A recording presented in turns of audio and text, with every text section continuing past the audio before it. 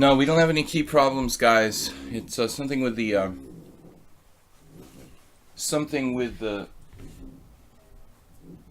drop frames. I don't know what it is, but usually it goes away after I start the stream the first time. But now it was like pulling it the second time too. So we had to just change a setting. No problem. We've got a little bit of construction going on in the next building here today, so I'm really thrilled about that. We're going to be playing Blitz and Classical Chess. Key problems again? Arsenal fan Richie's here. We've got no viewers yet. Alright, man.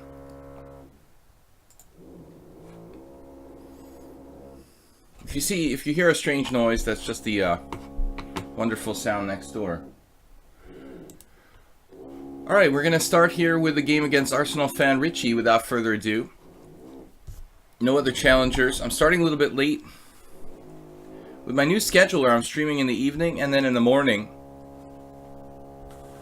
They're directly next to me here, drilling on the other side of the wall. Alright, d4, knight f6. We'll just do the best we can here with this condition.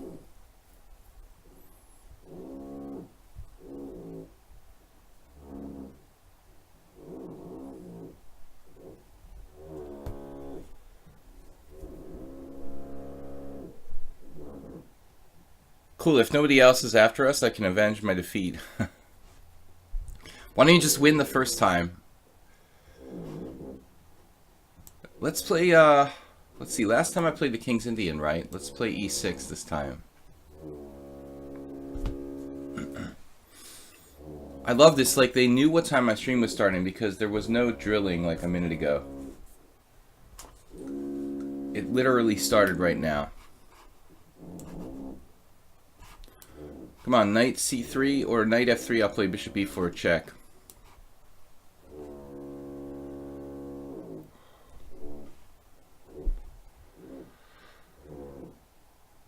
Nimzo Indian defense. Guys, I didn't get to check the results of the World Cup last night. I think I completely forgot. Well, I know that Ivanchuk won and somebody else won. Rothstein's opponent, Fedoseev, I guess. Therapeutic noise. I don't know, man. It's not really. I like white noise, you know, but this is not. The Leningrad Nimzo is actually a dangerous variation. This is something that I think if you studied, you'd be very well rewarded, because most people with black, honestly, I think they don't really know how to play this kind of variation.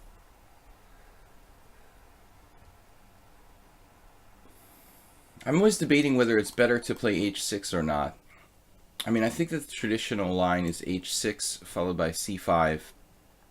I mean, h6 ever so slightly weakens black's position, but typically you're going to play g5 anyway later on in this line, and not castle. Protagon, what's up? We've got 2 subscribers in the channel. We started a little bit late today due to me sleeping late and needing to eat breakfast, so I have energy for what is ahead of me during the day today. Sorry for the late start, but we'll make up for it. We'll go a little bit longer today. Bishop h4 and c5. This is the main line starting position for the Leningrad Nimzo. I'm trying to think if it has any other name. Maybe some people might have referred to it as the Spassky variation. Favorite of Boris Spassky, former world champion.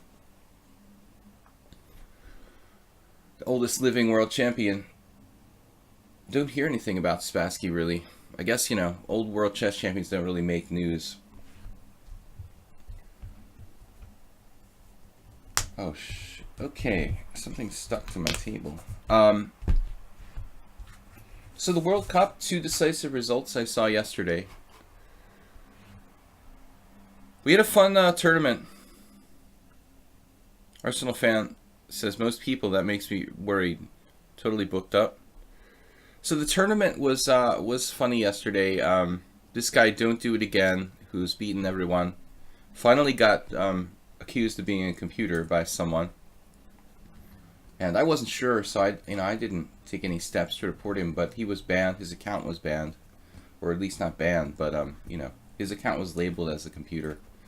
So he was protesting it, but honestly, he's got a lot of games with extremely low Centipon and never makes mistakes. It looks a little suspicious, but I can't say he's definitely a computer.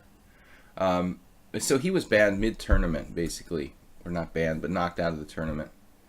Actually, how does it work when your opponent gets labeled as a computer? I mean, is he was actually not allowed to play in the tournament anymore, so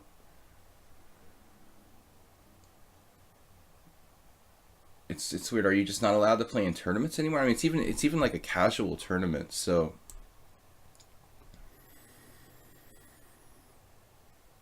I mean, rated tournaments, I definitely understand. This is an unusual move from Arsenal fan Richie. Bishop takes c3 check.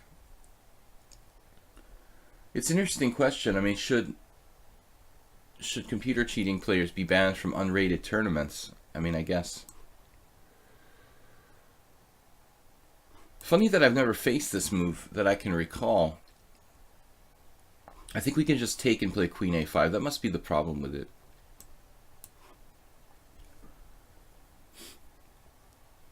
So he was in the middle of the tournament, winning the tournament, when he got frozen and couldn't play anymore. It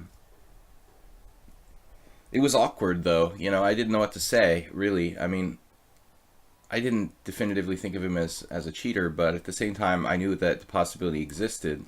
Because his results were so ridiculously strong, he never made a blunder in many, many games. So, I don't know. I don't wish it upon anybody to be accused, but because people do get falsely accused of cheating. And that's not, an impossibility there in that case. Here we are, queen a5. So anyway, after that, this is explaining what happened in the tournament yesterday, our viewer tournament. After that, World Loser kind of came out of nowhere. I thought that Divlyavatra or I would win the tournament, but suddenly at the end of the tournament, World Loser came out of nowhere. I don't know if he played Divlyavatra. He didn't play against me, So you kind of feel like if you're in second or third place and you're getting toward the end of the time, basically. I had a game against the guy Quas. My last round game in the tournament, which ran out of time. I ended up winning a bad position, but if I had just been a little faster in winning this game, I would have finished second or third. I don't know what happens, that's my question. When you get accused of being a computer, do you you're not allowed to play anymore? I mean, I thought that people could still hang out and on the site, but just not, or just have this label permanently that they're a computer. But he was just plucked out of the tournament by force. So maybe lichess has different ways of dealing with people. I never really paid that close attention. I never saw someone. Well, actually, I have seen people get banned, but usually they wait till the end of a tournament. It'll happen someone will win all their games in one of the hourly blitz tournaments or something, and then after their opponents will complain, and after the tournament they'll get knocked off. But in this case it was mid-event, which was weird. I don't know, maybe one of the gods of lichess was watching and decided he knew what was going on. I have no idea. Queen d2 now. The problem here is that if I play knight e4 and he moves his queen somewhere,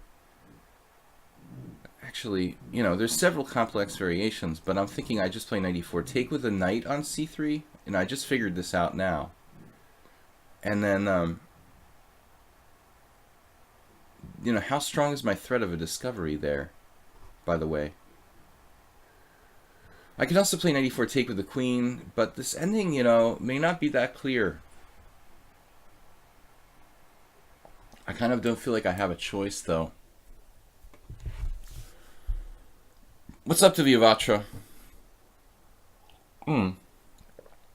Divlyavatra, yeah, I mean, I thought you had it in the bag yesterday, and I was surprised that I didn't make it in time, although I was losing in that game earlier. I had a funny game in the last round of the tournament, the viewer tournament yesterday. That was exactly my game with Leonid Shamkovich in 1998. And it involves this like pawn sacrifice that may not be sound that I made in the opening. My opponent, like Shamkovich, didn't really consider taking it. Looking at it with the computer yesterday, it looks critical to take it, but the way he played it was also good. So now the question is, I take here.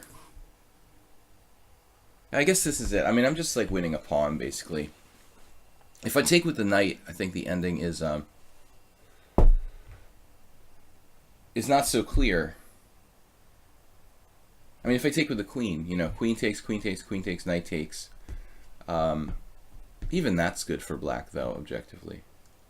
Come to think of it. I mean, I'm just winning a pawn in all lines here. I could even take with the queen. That's probably e3 at the end. Yeah, he's maybe not that bad sacking a pawn there. If he can play e3 and maintain his d4 point, which he's trying to do here, by the way, as well. Obviously, I can shake up his king here. Knight b1 check or something like that. Okay, this is pretty odd. But at the end of the day, I'm just up a pawn in this position. Knight c6. Was f5 playable instead? Yeah, I mean, instead of taking the pawn? Yeah. I mean, pretty much everything is playable. f5. Some kind of crazy idea, like you want to try to win a piece with g5 and f4. Yeah, I mean, black could pretty much do anything here. I could play f5. f5 is a constructive move anyway. But I think this is good enough. White just was too optimistic, I think.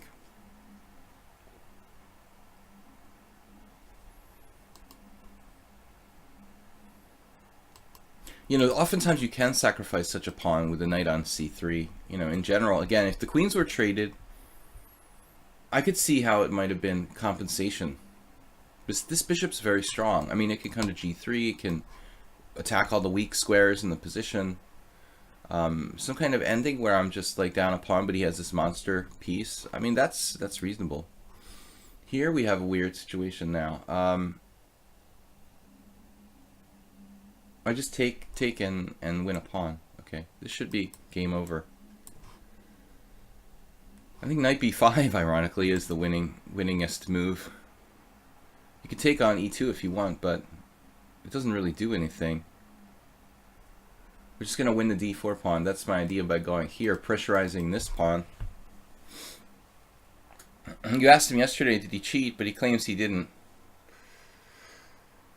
Well, again, I don't like to accuse people. I've accused a lot of people, and, you know, everyone's very sensitive about computer cheating. So I really try to be, you know, sensitive and not accuse anyone until I'm absolutely sure that they're, you know, cheating. And with this player, I mean, typically you'll get like low-rated players, or, you know, somebody who's like, you know, totally not elo rated, and you'll say, okay, there's no way this random guy is, I don't know, playing like a international master level in blitz. But when somebody claims that they're 2150 or 2200 and their identity seems legit, you know, you kind of have to say, okay, well, there are people that are, you know, there are people who are 2100 who are really, really, really strong in blitz. You know, so you kind of give them the benefit of the doubt. But, you know, you have to admit that don't do it again. Just like, you know, the thing that's really defining for me is people that don't make any mistakes, like they never make any blunders. That's kind of the dead giveaway.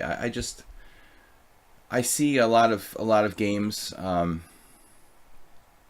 players who, you know, think their opponent cheated because they made a fancy, you know, very flashy combination or something. But usually the telltale sign is that they never ever make a blunder. I mean, it's just humanly impossible to never make like one move blunders, you know. And so when you see accounts do that, it's very, very alarming. Okay, now white has a situation here. Let's see, knight takes f3.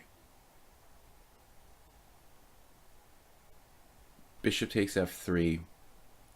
Knight e5 I was thinking about. But which bishop do I really want? I want to get this bishop because this bishop is causing the most problems. This bishop is the guy that can control the dark squares. The dark squares that are weak in my position. That's why I want to get rid of him. This sort of sorts white's position out to a certain degree. He's got the H file, you know. And that kind of keeps him in the game a little bit here. But the fact of the matter is he's 2 clear pawns down, and it's just too much. It's too much.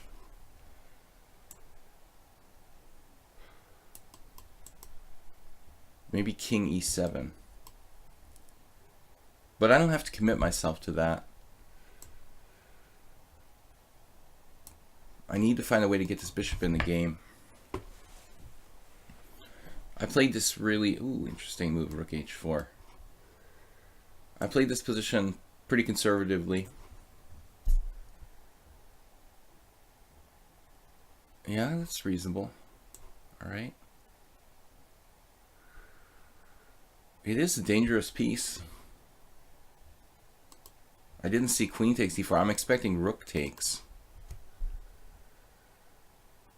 Obviously I can just castle, but I'll drop my d7 pawn.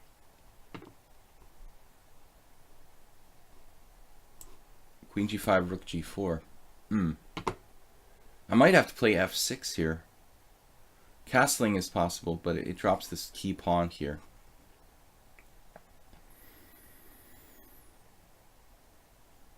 Maybe I have an answer. No, I don't see anything.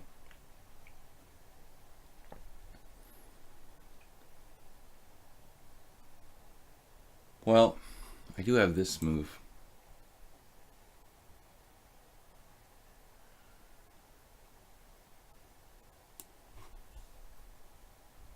Arsenal fan Richie mastering the increment. Now actually, okay, here again, he's going to have a little bit of compensation.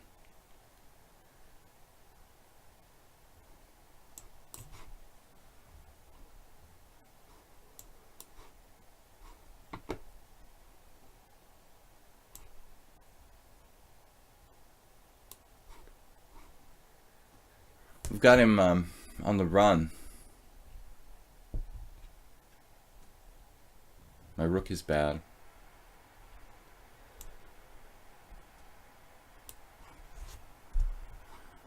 Yep. You got no way to penetrate on that side, so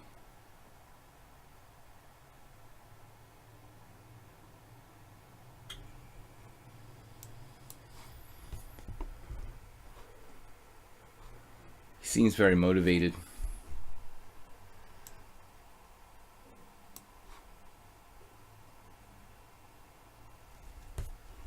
Reminds me of playing World Loser or something. Our victor in the Blitz tournament yesterday.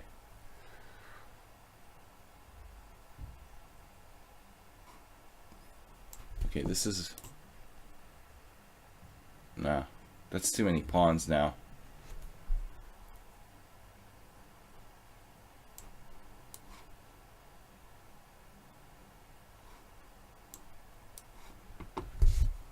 Too many pawns.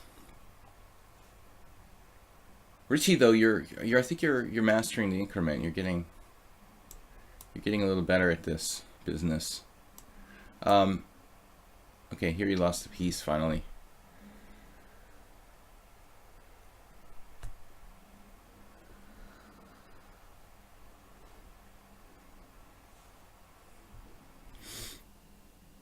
All right, so we're back to our stream here. We started a little bit late today, guys, playing Blitz Classical. Anything between 5+3 and 8+3. Yesterday we had a blitz tournament. World loser won it. I mean, the opening there, we can take a brief look. You played this move a3, which I think is just a serious mistake. I was taken aback by this. Yeah, so take queen a5. There's nothing for you to do here, basically. You played queen d2. You should play queen d3. It doesn't stop knight e4, but that's what the engine says anyway. I don't know. Bishop takes f6 here. You don't have to lose material. But this looks really ugly for white strategically. Probably something like that is the best you can do, not to lose a pawn. Morales is up 5+3. Yeah, so Dilyavatra's now, he have like 20 games with 0 inaccuracy, 0 mistakes, 0 blunders. Yeah, it's really weird. Well, don't worry about it, Dilyavatra. Not your fault. Again, I like to give people the benefit of the doubt. I used to react very angrily when I thought someone was cheating, but you know, I try to give them the benefit of the doubt. Morales here. I don't know if I've ever played Morales in a King's Indian. We have like 10 games. So here there's two ways to play this system for white. E3 or D5. I'm just wondering if I were to play E3, he could play D5 as a kind of Grunfeld pawn sacrifice.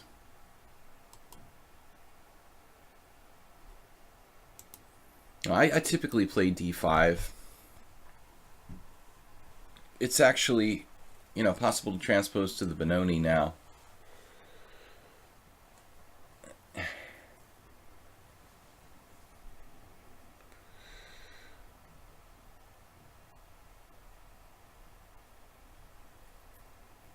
So guys, the schedule is tomorrow I'm doing a subscriber stream in the evening, 7 p.m. If you guys subscribe to the stream, please come by on Thursday night and we can analyze games or just play blitz and classical chess. If anyone has any suggestions for the stream, feel free to let me know. You can also contact me, videochesstrainer@gmail.com. As far as this position goes, I guess I can play knight to d2. I feel like there may be some tricks here.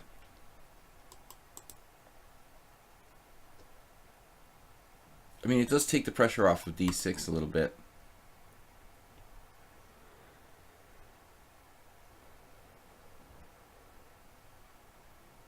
Now, like, the question is, should I play e4? E4 takes, c takes d, rook e8 or something, bishop e2. I guess I can play e4. I really think it's okay.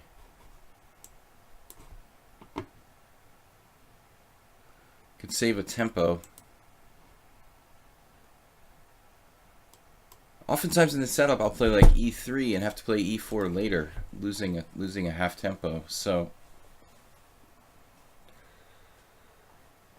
Prudigan says what? Higher frame rate for the stream would be nice. HTFP. The problem is that I had dropped frames all morning, so I tried to start the stream twice. We can't make the frame rate higher without getting dropped frames.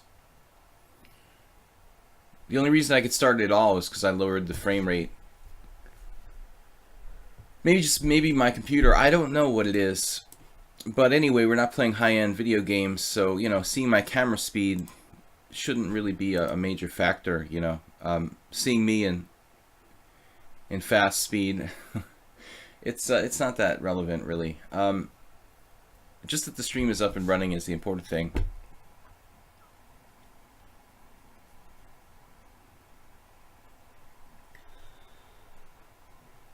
It's like watching a flip book. Well, I mean, you shouldn't really be worried about my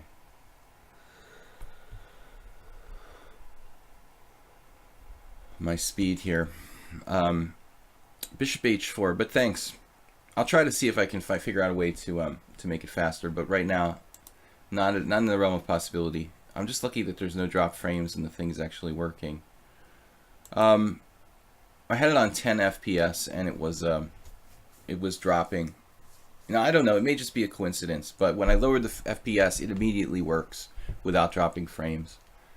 So, this is a system, not a system really. I think here it's a mistake, but this is a general idea that I had played against me by Mark Hebden. This is an idea, though, I think not relevant when white has the c4 square. Probably you should be reluctant to put the queen on b6 when I have this good square for my knight. I don't know about playing it right away. Maybe I should, though. The thing is, if I play it right away, the next move, this pawn is hanging. So, queen c2 looks like a logical move. Securing everything.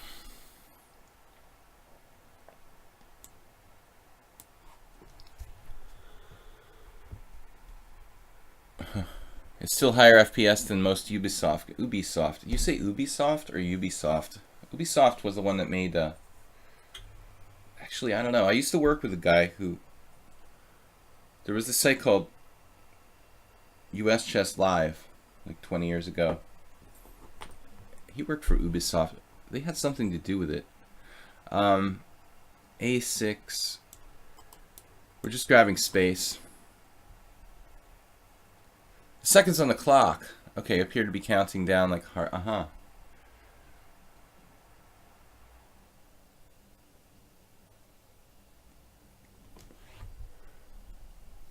Queen b4, trapping one's own queen in some instances. However,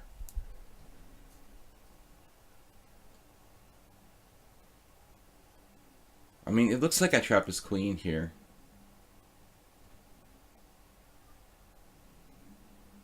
However, he's got queen e5, queen d4, queen e5 type of ideas.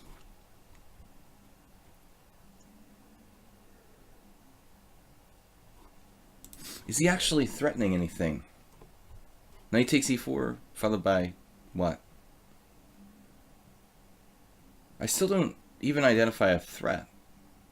If I just castle, I feel like I'm missing something.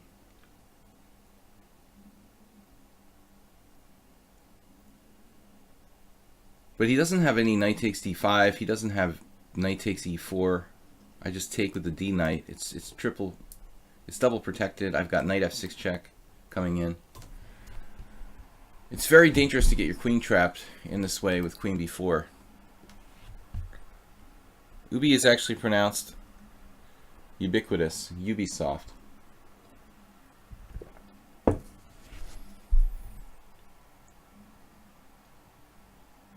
I'm trying to remember. It has something to do with some chess software. Was it like Chess Master?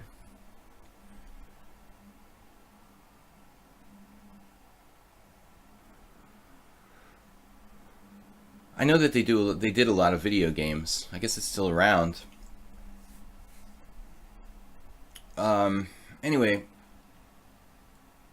Blitz and Classical Chess, guys, please challenge me here. We've got 4 challenges. Walzies, who's new. Arcan, we've played before. Arsenal Fan, and W Vatra. Subscribers, I'll play first. So Arsenal Fan, Richie, and W Vatra. We'll get the first shot. It's always worth trading a knight for a bishop. Well, that's a pretty big generalization. Not always. There are definitely exceptions to that rule. More often than not, you could argue. And now black is really in trouble. He doesn't have knight e8.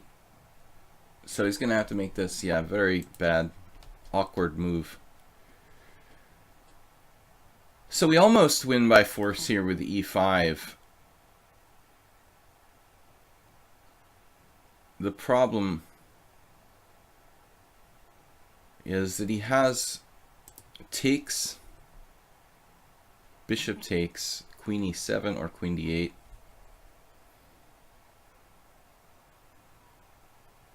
I mean, it's a pretty devastating position anyway. I don't think I need to rush here. Perhaps, though, I missed something more incisive, but f4 usually brings in the rest of the forces. It's a pretty typical Benoni situation. I mean, even in the quiet lines of the Benoni where you play like bishop e2, f3, this classical Benoni, like Spassky Fischer, you know, white sometimes expands with f4 eventually later on in those positions. f4 e5, this is the thing that white wants to do in the Benoni at some point or another, to make this pawn break, you know, to break up the black pawn chain. Basically attacking black, you know, almost at his like strong point here on e5. It really depends on how close the position is, other factors. Bishops versus knights.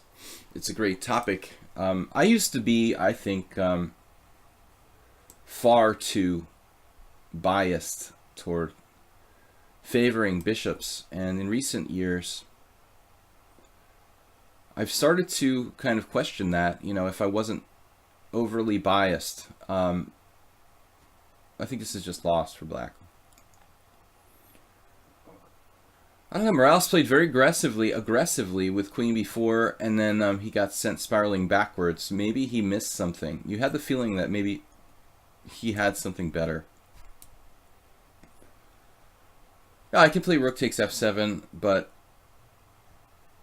yeah, it's all good.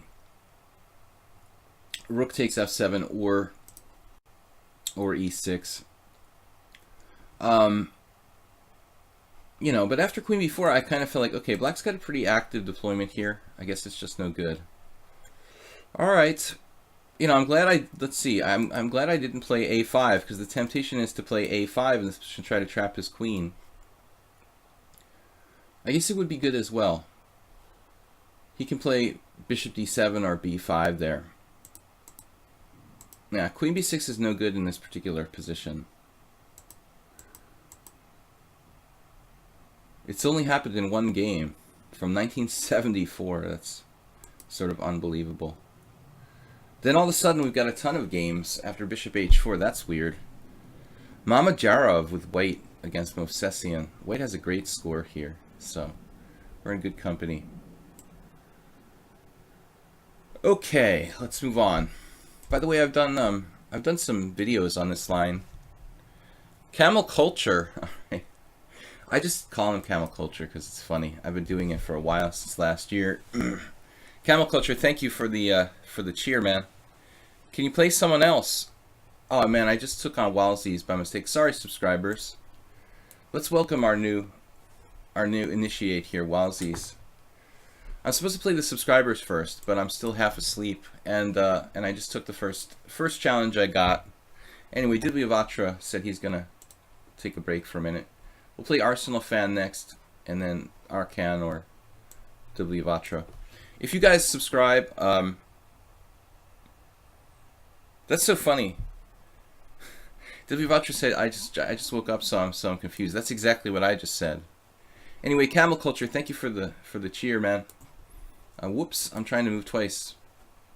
Been known to do it in tournament games too. I wish the bishop figure had a pawn riding on it.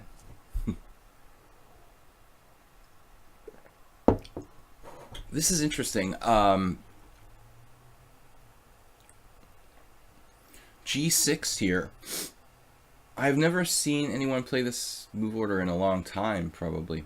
It's amazing how many players I get playing knight c6. It's actually not really, I wouldn't call it a main way of playing, and I'm getting it constantly since I started playing the King's Indian attack a lot. Now g6, it could basically transpose to kind of Fianchetto Grunfeld, where knight c6 may not be a bad move for black, actually. Walsies will subscribe. Awesome, man.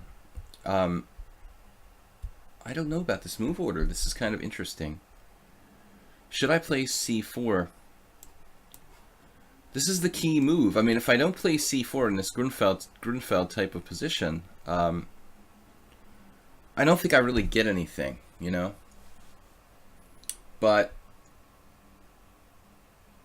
thinking about the Fianchetto Grunfeld, which I do play with white sometimes, thinking about variations involving knight c6, we could have transpositions. I mean, this actually, g6 might not be a bad move if there's nothing I can do immediately to exploit it. I think that most plans would involve black taking on c4 at some point, not necessarily right away, but at some point. Okay, this is another plan though. I mean, this may not be that bad for black. It looks a little awkward to play g6 and e6.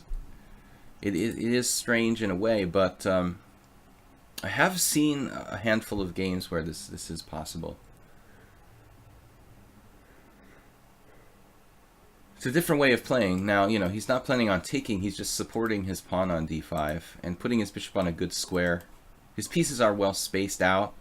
If he puts the bishop on e7, I get a lot of those positions where they go like, you know, e6, bishop outside the pawn chain, e6. That's another story. I really don't know. I thought about even bishop g5 there. Nothing special. This is just the position. I don't think it's bad for black. Non-traditional setup, but I bet we can look at the game afterwards and we're going to find that black has played this on occasion. You're going to find a few good players that have played this. Guys, I like how Jabava playing b3. Well, he always does that. He's the best b3 player in the world. Jabava is, you know, he's like top 20, 25 for sure. I mean, he must be, he's usually flirting with 27 something. He's been much higher, like 27, the low 27s, 2750. I don't know how high he's gotten his rating. I'm not a big fan, but I appreciate his creativity. I think he goes too far trying to be weird, and it's actually, it's been very effective against weaker players, I think. Now, I don't know. This is a fairly fast time control. I'm playing a lot of like 7-2, 8-3 games. This is 5-3, so I think I had this exact position.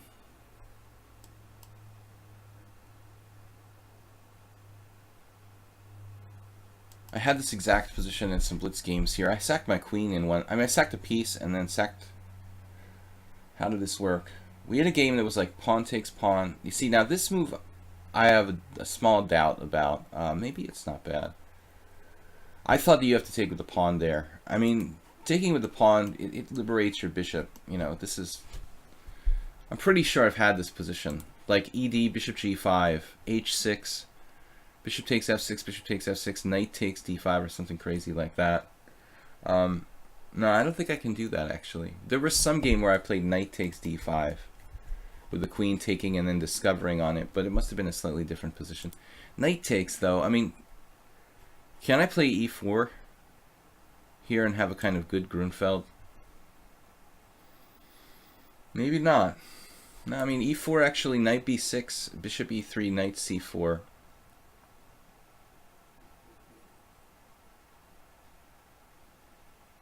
And something like queen c2, knight takes e3, pawn takes e3, e5. It's hard to say. I mean, this is like a safer move to play e3.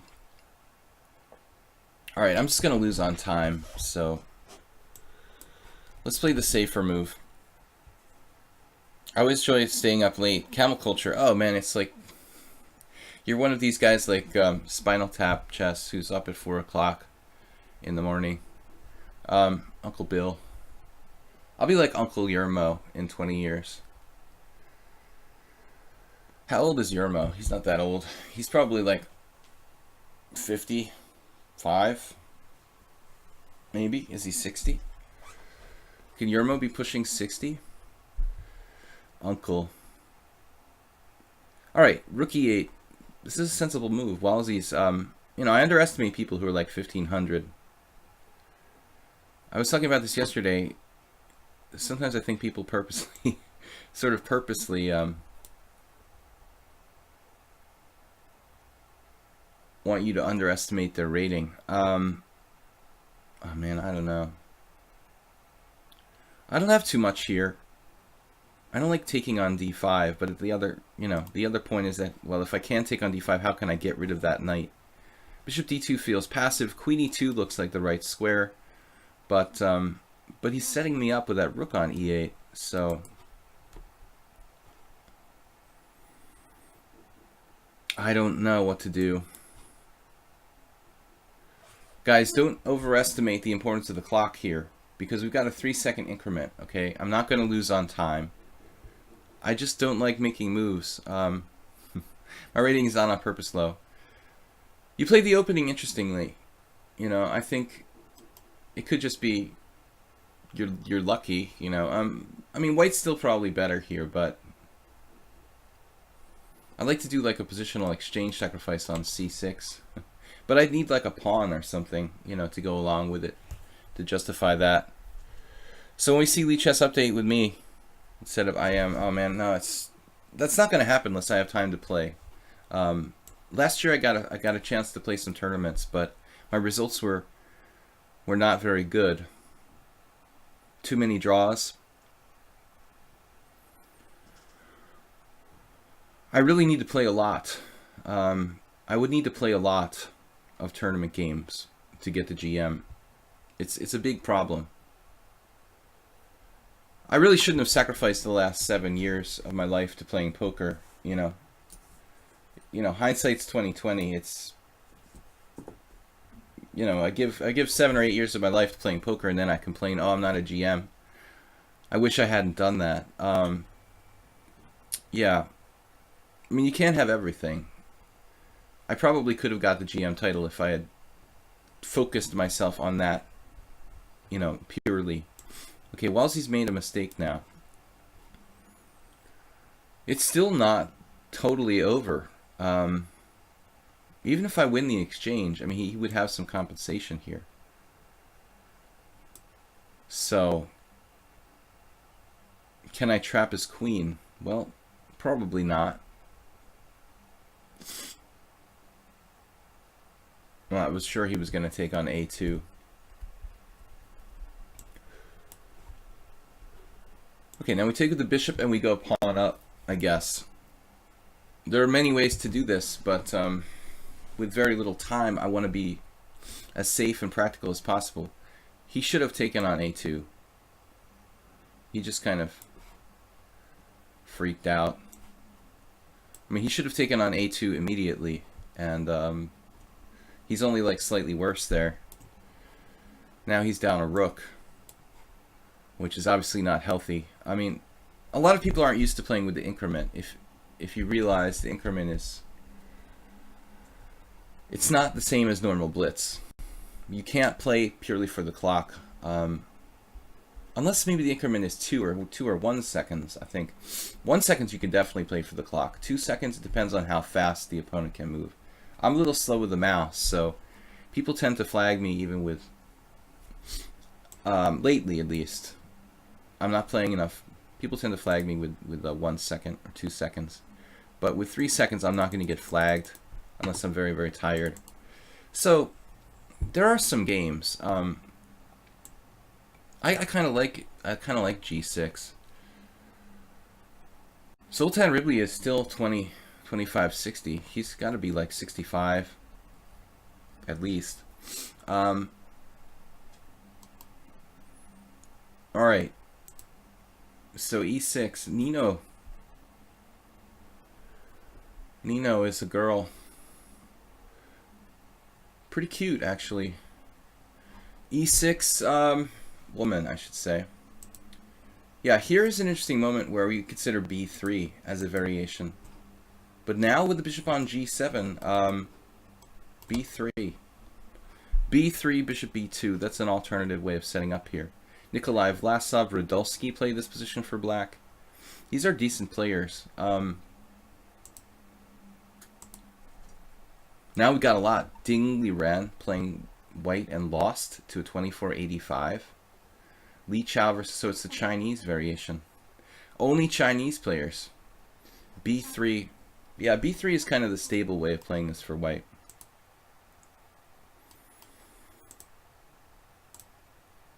Radulski, Stefan Juric both played knight takes d5. I like e takes d better, you know, philosophically here.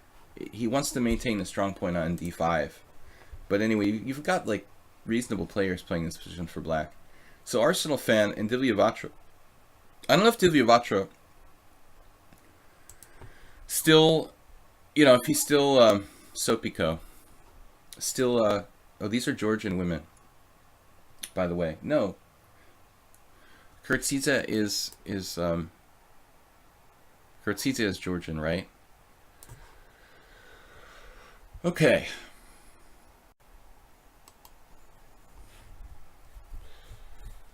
I remember when my friend Julian Estrada was chasing her around. All right, knight f3. Knight f3, knight f6, c4, the English opening. As my parents said, whatever that means, I'm too tired to figure that out. I still need to wake up. I need another coffee.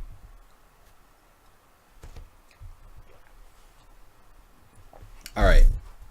Guys, I think that the stream times may be a bit confusing for people, and then we're not getting a lot of viewers necessarily every time, because I have created the streaming times that are kind of like alternating.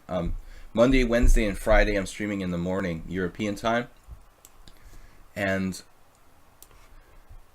Tuesdays, Thursdays, and Sundays I'm streaming in the evening time. Tuesdays I'm doing a viewer tournament here. Yesterday we had that, and we're going to move it a little bit later to, we're going to do something here a little bit unusual.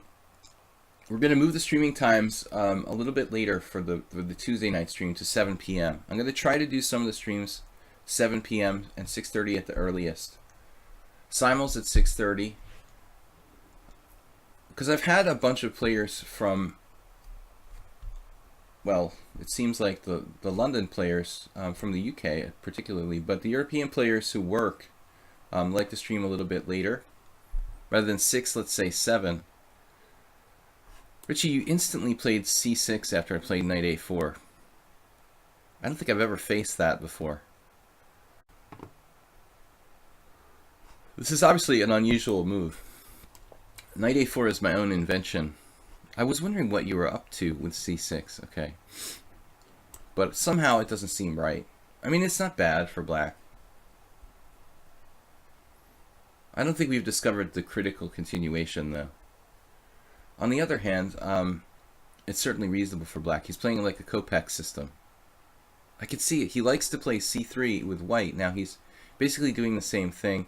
I mean, e4 is c3 type of setups with white. He's basically doing this Kopech type of setup as if it were the Sicilian here.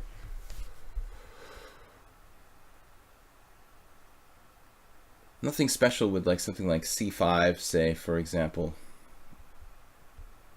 Well, I don't know.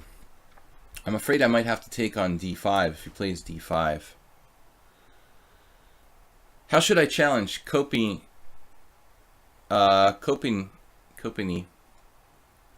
You can challenge me on lichess. Just click on my name, Sparkle Horse, and you can like right click and challenge me.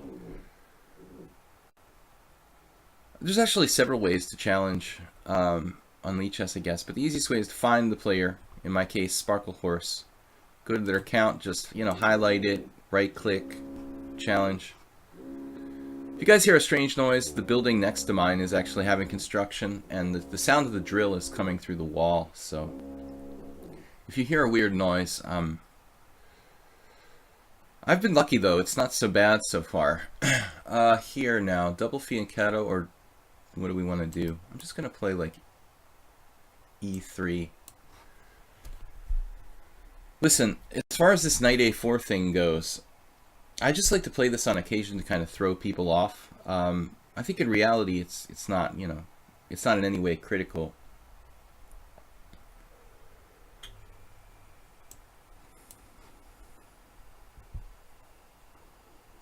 playing basically like I was black in well, it looks a little bit like a St. George defense or something. A6 and B5, like a Polish reversed. Kopini challenged me. All right, we're gonna be streaming for another hour, 40 minutes or so. So you can challenge me to anything between 5+3 and 8+3. No rated games, please. Yeah, Arsenal fan Richie, it's a matter of style. I mean, I kind of think from positional standpoint, this move makes more sense, but you could take the other way if you want to. It's very tempting for me to play b5 here. My development, however, is pretty laggy, you know, like my FPS.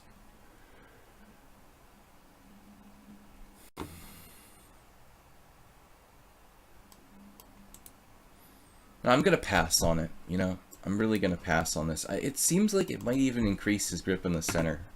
He's going to have these hanging pawns and whatnot.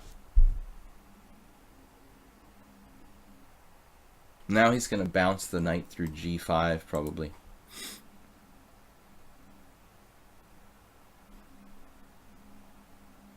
There's the idea of queen d6. Position has a lot of similarities with the isolated pawn position.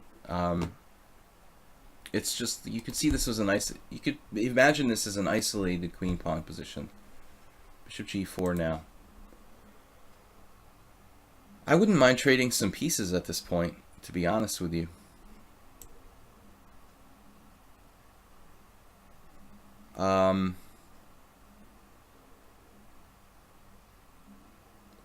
I just have to calculate d3, bishop takes f3, bishop takes f3, queen h4, g3, knight takes g3, pawn takes, bishop takes g3, pawn takes. Okay, I don't think you can do that.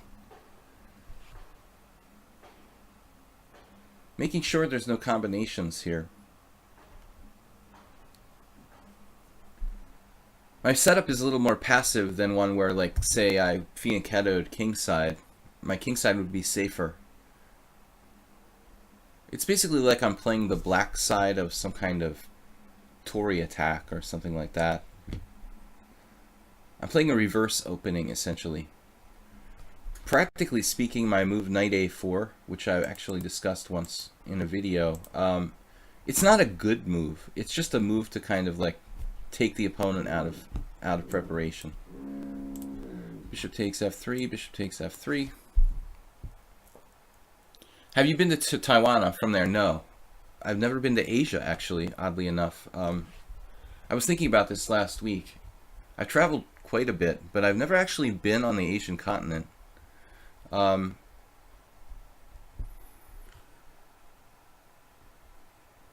d6 there. I don't know if it's better or worse than queen h4. So Taiwan. Not a lot of chess, I would imagine, in Taiwan. Not a traditionally historical place for chess.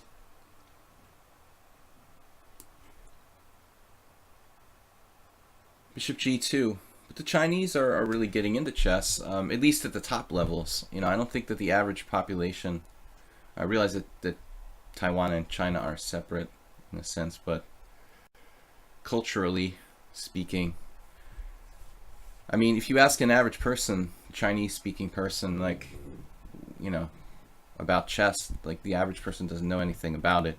At least, like, in America, like, people be like, oh, well, yeah, Bobby Fischer, knight d7. In Hungary, for example, people, you know, the average people on the street know a bit about chess because, you know, the Polgar sisters and Leko and other Hungarian famous players over the course of history are pretty numerous. So I'm thinking from an Asian perspective, it's weird because you don't have this historical perspective toward chess, and that must make it kind of hard for people to appreciate the sport. Knight d7. Yeah, I think Rich is kind of on a witch hunt here with this knight g5. It doesn't look like he's really got anything there. It's tempting to expand here with like f4 and e4. Very risky, but f4, e4. Let's go for it. I mean, you only live once. Expanding my pawn center. There are certain fragile points in my position. He could break me up with a5. Could maybe play b5 on the queen side, though he'll be backward along the file. This is a risky plan by me, f4, but I want to expand my center. So I thought, why not?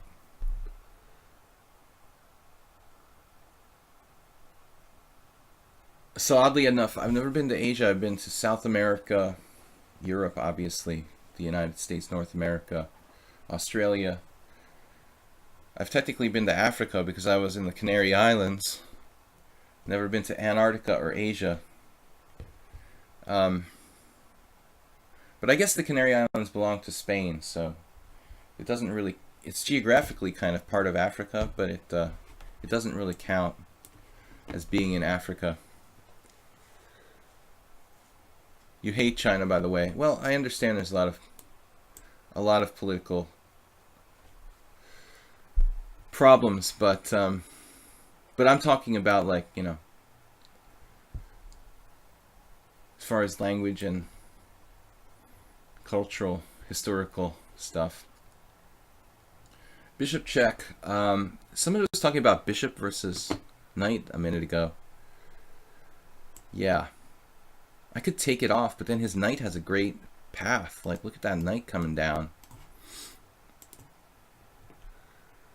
Here's a case where it's not good to take the bishop. Someone was thinking, take the bishop, always take the bishop. But here's a case where I don't want to do that. I like his knight where it is. Rich is very fast.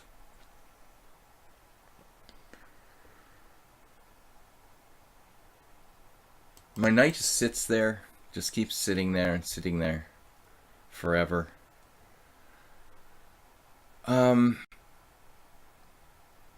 We've got these great bishops on the long diagonals, but what to do with it? Just incrementally improve my position.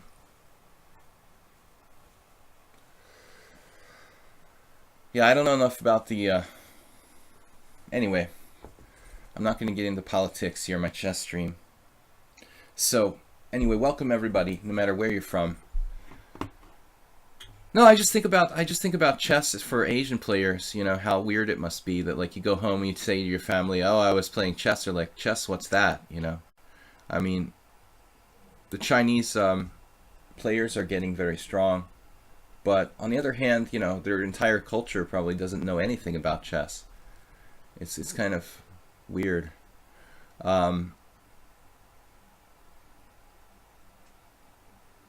Even for Americans, I mean, chess to the average person is pretty obscure thing, you know, for most people.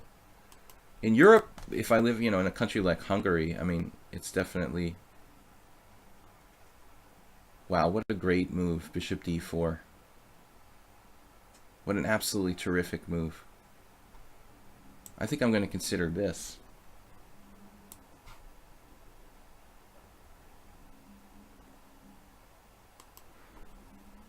Maybe I should have taken his knight finally when I played king g2. Somebody's calling me now.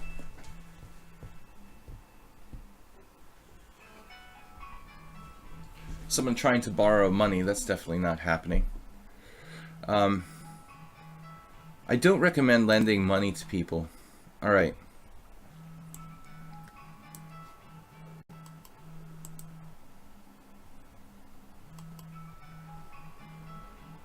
The other thing is, if someone doesn't answer on the first 6 rings, you should probably give up. They don't want to talk to you. Man, Richie is playing fantastically here.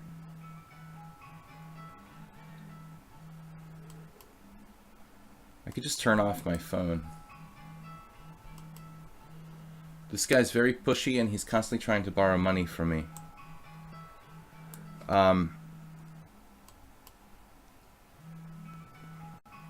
I'm gonna hide the phone or something. I finally gave up. Okay. Rich is like, it's like playing the Terminator here. I can't get away from him. Whoa.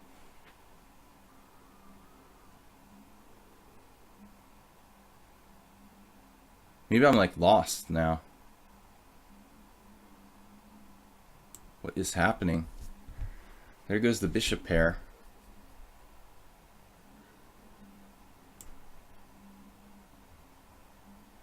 That loses a piece. Holy crap, he's got 4 minutes. Just totally outplayed me. Okay, we had a little distractionary problem there, but we'll have to survive. Alright. Now we can focus, Rich. Enjoy your 4 minutes. You need to play a little bit faster.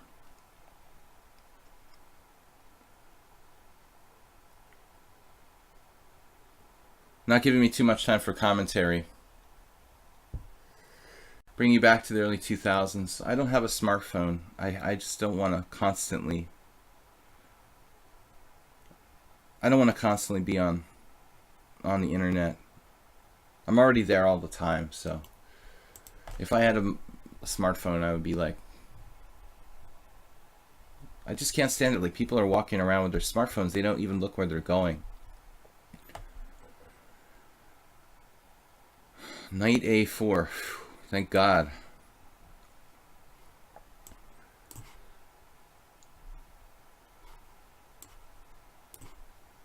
Richie trades down into a lost ending.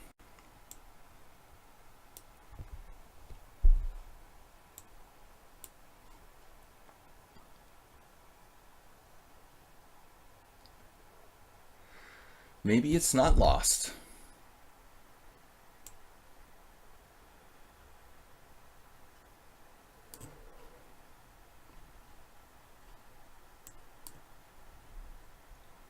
With this king space advantage,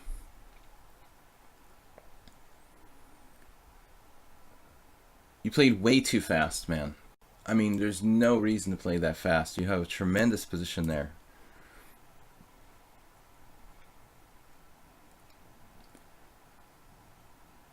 He might be able to hold this somehow because my king gets driven out of position when I try to win that pawn.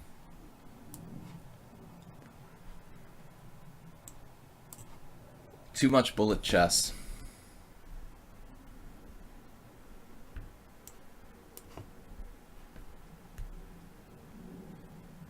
Yeah, he's just blitzing.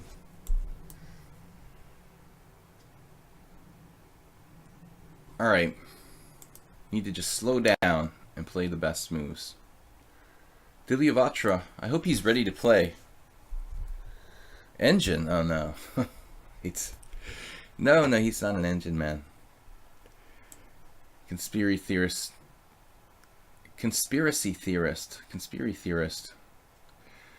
Another conspiracy theorist. I can understand your feelings though. Yesterday in my Tuesday Blitz tournament, we had the computer most likely. This is a guy I've been on the stream a few times, but that's life on the internet. You can't really believe everything you see. But, no, I mean, people that I've played here like more than 20 games are not computers. Queen E2. Yeah, against the Sicilian this is very rare, but you could do it. You can do it. I haven't faced it in... I don't even know if I ever faced Queen E2, to be honest. It's a kind of standard move against the French defense, but against the Sicilian, you know, if I play E6, of course, we would be in a normal situation here. Alright. Yeah, I mean, I thought you did play well for a period there, Arsenal fan, Rich. You actually had people thinking you're a computer. So that's a compliment. The middle game was you were in the zone in the late middle game. I didn't like your... The game shifted at many points. I mean, I liked the opening, the way you played it. Then you let it go. Then I was better. And then I liked the way you played for a great part of the game. But you shouldn't be getting into an endgame. You should have had a concrete advantage there in the early part of the endgame.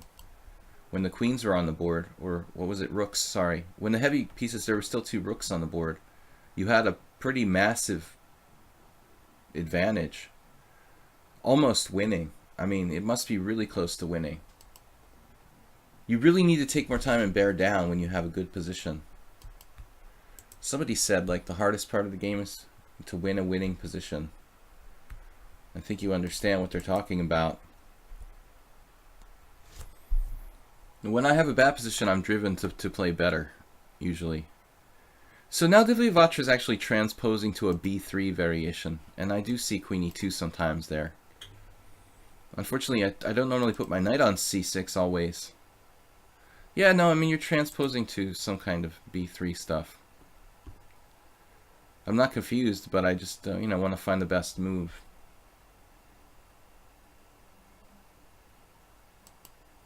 I don't memorize how to play against queen e2 and b3.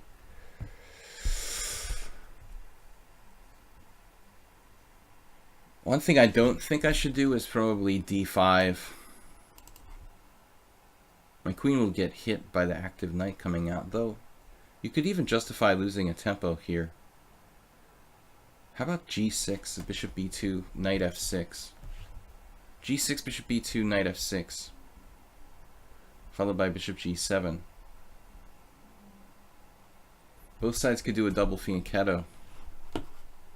Man, I better not leave that arrow there. I have a way of doing like mouse slips. No, when I have 8 minutes or 7 minutes, I like to take my time. Now this guy who's borrowed money from me is a poker player, and he's really annoying. I just don't even answer the phone when he calls. He's paid me back for the most part, but it's like pulling teeth to get my money back, and I really don't enjoy having to beg people to pay me back. You know, it's not really funny. So I would prefer not to answer the phone. But anyway, I'm streaming. I wouldn't answer the phone in any case. He probably thinks I'm just trying to avoid him, but the truth is,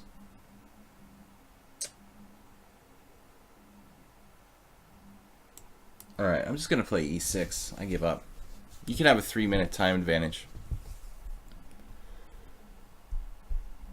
This will kind of transpose to something. I mean, why is he playing around with this knight d4 so much? I wonder why he's not playing knight f3. Actually, g3 is probably a good move for white.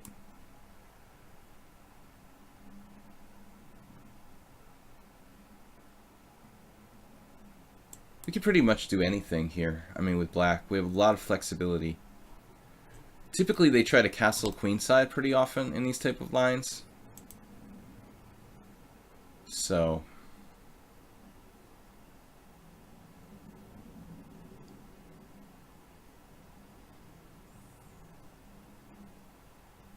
I'm definitely expecting he's going to have to play g3. And with that in mind, what's the best setup for me?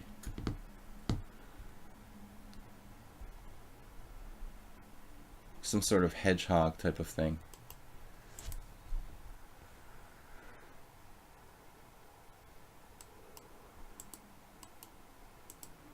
You guys both need to slow down. I know it seems like I'm taking forever here, but I enjoy playing chess, and I don't like making rushed moves. Knight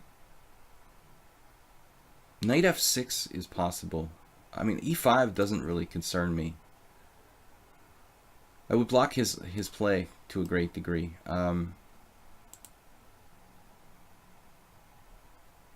Alright, we're going to make a cutoff at 2:30. I'm going to start making moves.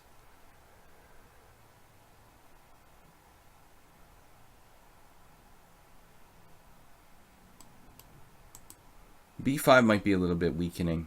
He looks like he's going to go kingside now. After the move knight f3, I feel like he's changing his plans. He's going to develop his kingside.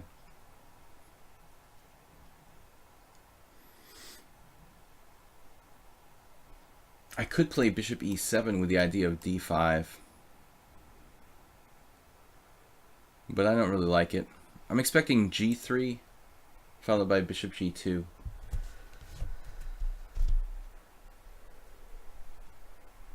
Recklessly and quickly, yeah. That's the best. I just happen to naturally play recklessly and quickly. I mean, if you get a winning position against a stronger player, I think that's time to slow down. I don't care what level you're at, you know? If you're like a 2700 beating a 2800, or a 1400, you know, beating a 1600. When you get a winning position, okay, you need to slow down and try to play the best moves, because there's nothing worse than like not winning a winning position, or, you know, losing a drawn position or something. The hardest part of the game really is like winning a winning position, and it requires a lot of accuracy. So, I mean, I realize that these are basically blitz games, but because of the increment factor, you know, you can take more time. But it is fun to play fast. I can play fast too when I have to. I used to play faster. I mean, I can play 3-0 when I practice, you know, pretty well actually. But it's been a while.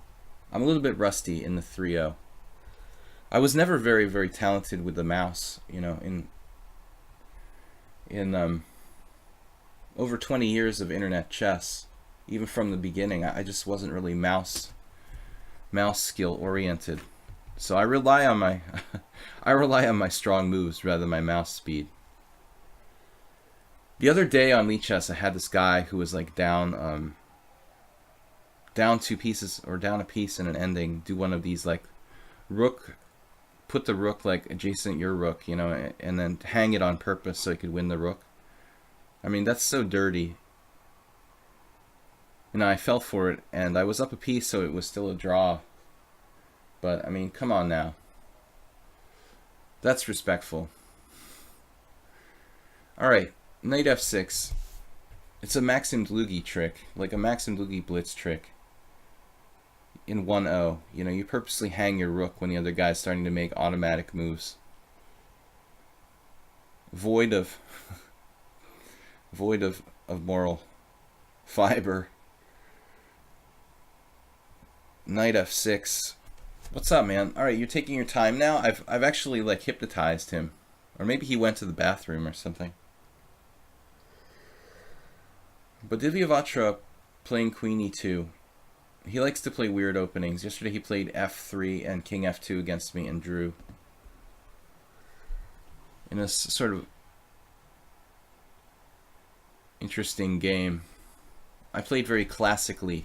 When he played f3, King f2, I played a totally classic game where I just took all the central space. 4 pawn center, c5, d5, e5, f5. And then my time got to be a problem, so I bailed out and took a draw by repetition. But the computer says I was still better in our game, Divyavatra. It wasn't easy, though. Maybe you could do a video on how to approach such positions. You mean winning positions? d3.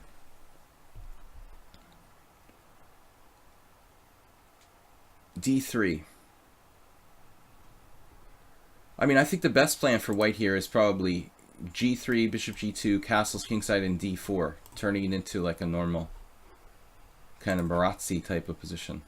Okay, he's just making practical moves. He's not even attempting to play the best moves. My position is not very incisive, though. On a better day, I got out of the gate with a more aggressive setup, I guess. We can play d5 now. Something to be said for d5. Maybe even as a pawn sacrifice, but eh.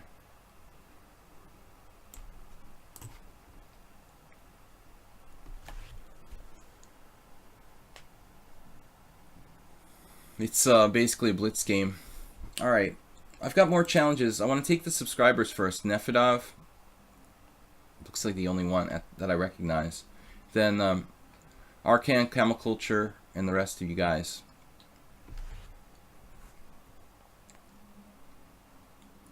I started a little bit late today. I'm sorry for the FPS speed, but I've been getting a lot of drop frames lately, and so I had to lower it down. It's the only way I know to instantly solve the problem of the drop frames. Some days I have no problems with the drop frames, some days it's worse. Today I just couldn't start the stream without lowering the frames per second. Is there any way to rewind the video as it's being streamed live? Tactical Wizard 5. I actually never tried to. One would think that there would be a way to do that. I mean, it's being recorded, but it isn't available on Twitch till the video's done. I guess not. So anyone knows a way otherwise. It is a cool idea, though. I mean, you should be able to do that. There's no reason why not, but I don't think that Twitch has the functionality. Now, this move looks really over the top. He decides to castle queenside now. I mean, that's just kind of strange. It looks like he was geared up to castle kingside. I mean, he could have castled queenside at many different junctures. But I think that this is probably an advantageous development for black. Now he's played this. It's basically a King's Indian attack,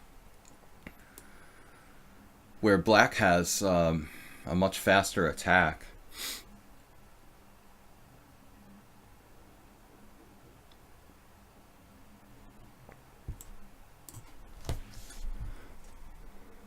His attack on the king side is slower to develop. I mean, he needs time to play like h4, and even then, I mean,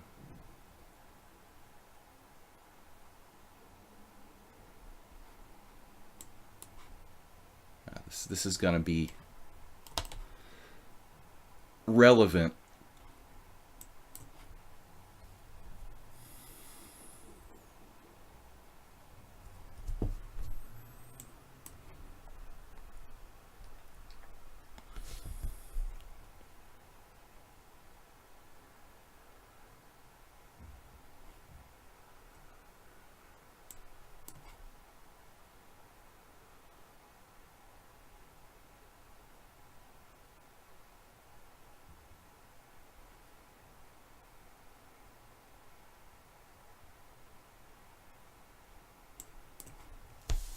I'm basically left to my intuition here. Feels like an open Sicilian.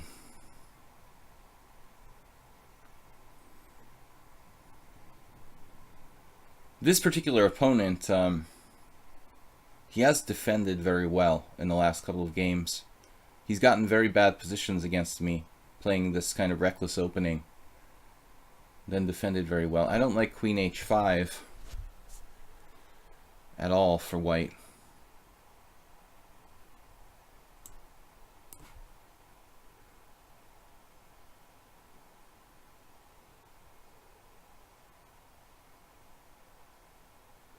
He just doesn't have any threats on the king side. I mean, he's several moves away from that.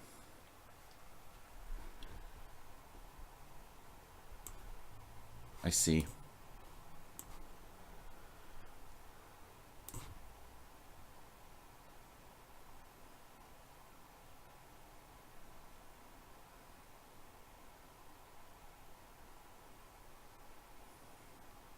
This is probably a mistake.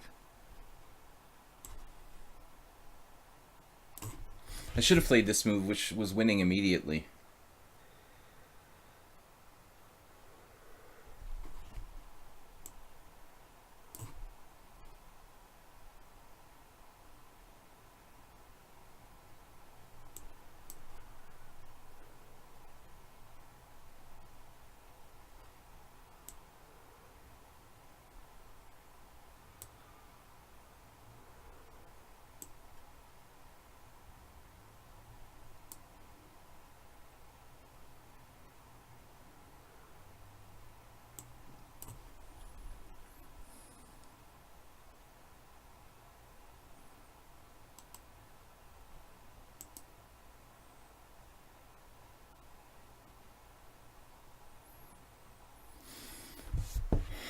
Sort of panicking.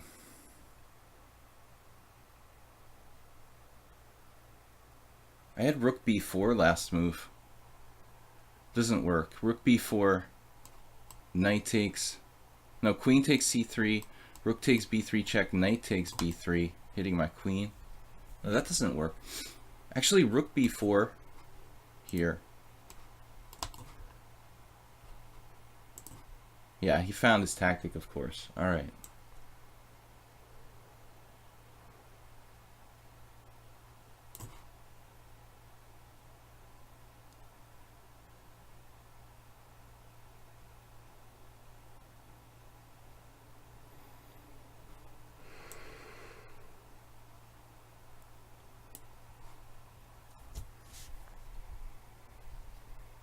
I just basically lost a pawn. What is that?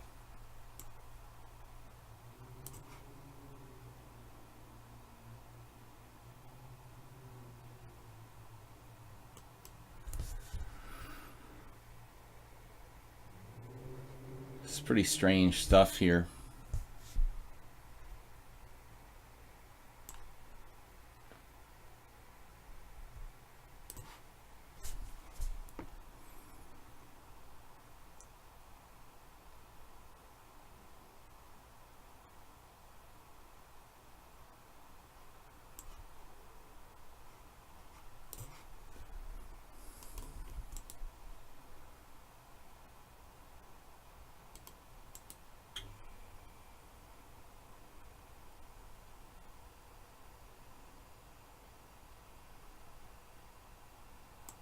Seems like the same story every time I play with this opponent. He always comes back from bad positions amazingly. I have no move for my queen there. It's almost like he's doing it on purpose. Like sort of odds, like giving me odds or something.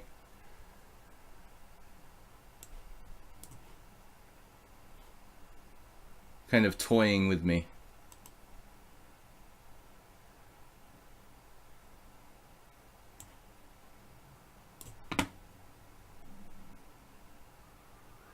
I'm just down 2 pawns, and his tactical vision is astute. He almost never makes a mistake tactically. Here, it looks pretty bad.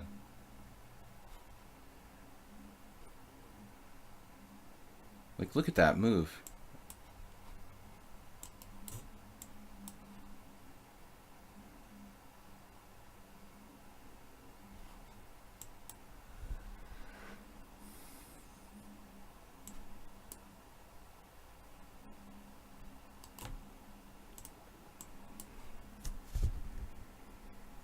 Wow.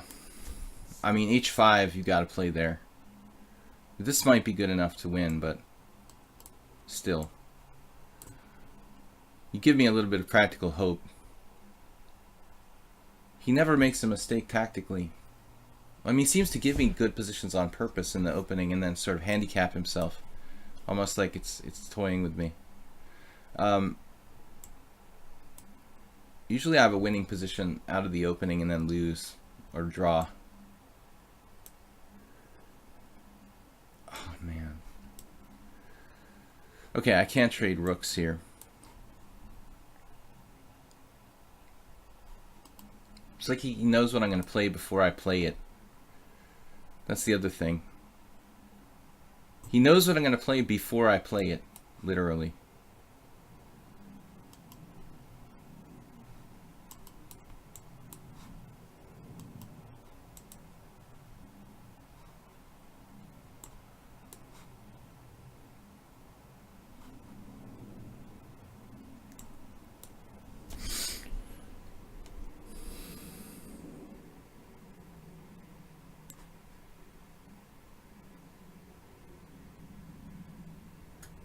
It's just unbelievable.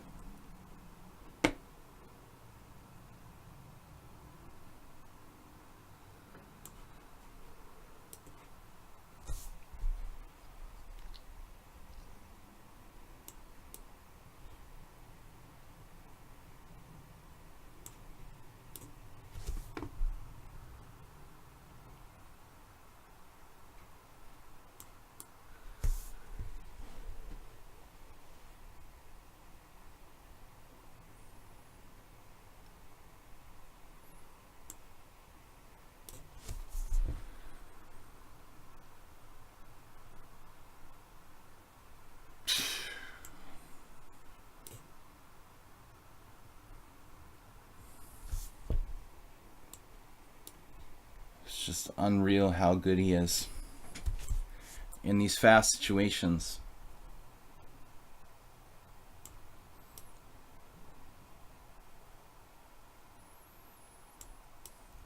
Can win a pawn back.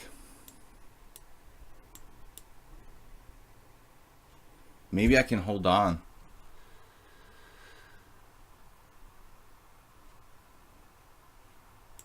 Now we've got to get some play. The knight being stretched to its limits. Knight e4.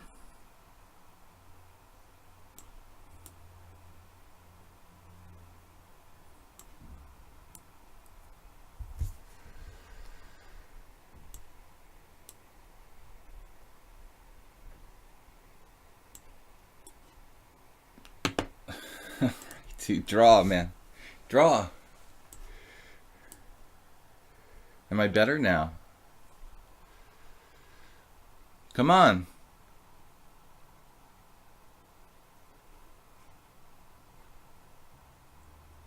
Check.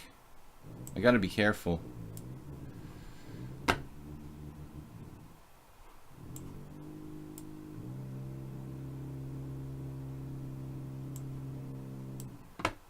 The pawn down.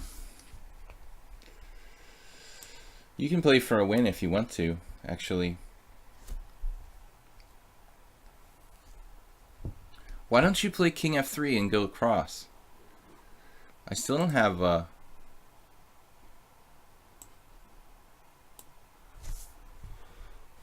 what's this, man? Why don't you play king f3? Why don't you play king f3 here? Aren't you still? What's wrong with king f3? I can't play rook takes because of rook g4. I don't understand. Okay, I play rook e1. That's the only way. But even so, he could play rook e4. Rook check. King e2. I'm going to take this pawn with my king eventually. Let's say rook f4. Not so easy. Oh, I can take here. Okay. Damn. Yeah, man. You're brutal. Brutal with the bad positions and then outplaying me. In the Simul on Sunday, he was lost after 15 moves and won.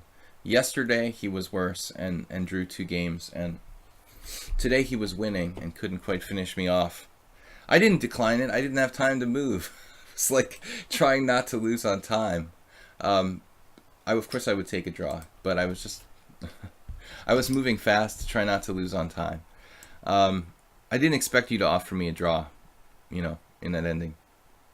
Arcan I have 4 draws against as well. These are Simul games, I think. Okay, so he's only played 1 blitz game against me. Sorry I didn't take Nefedov first. I forgot we had another subscriber there, but we'll play him next. Nefedov next, and then Camel Culture. You need to double click the draw button to make and confirm an offer. Yeah, I certainly didn't double click it. But I was so angry with myself for allowing you to play so the knight takes c4. Arcan playing very solid setup for black.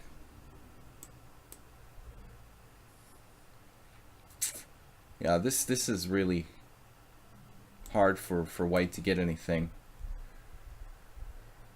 Once Sebe Attila played like d takes e against me, that's not something black should do probably. I don't think you should give up the strong point in the center here for black. I want to play some more e4 though. I've been playing mostly King's Indian attack. Okay, he did it too. I don't think this is really right for black to give up the strong point in this particular position. You can do it. It's not that bad, I guess, but against Sebe I got a pretty significant advantage, I think, years ago in a game. But yeah, I mean, I thought you were dead. I had you dead to rights there, to be honest.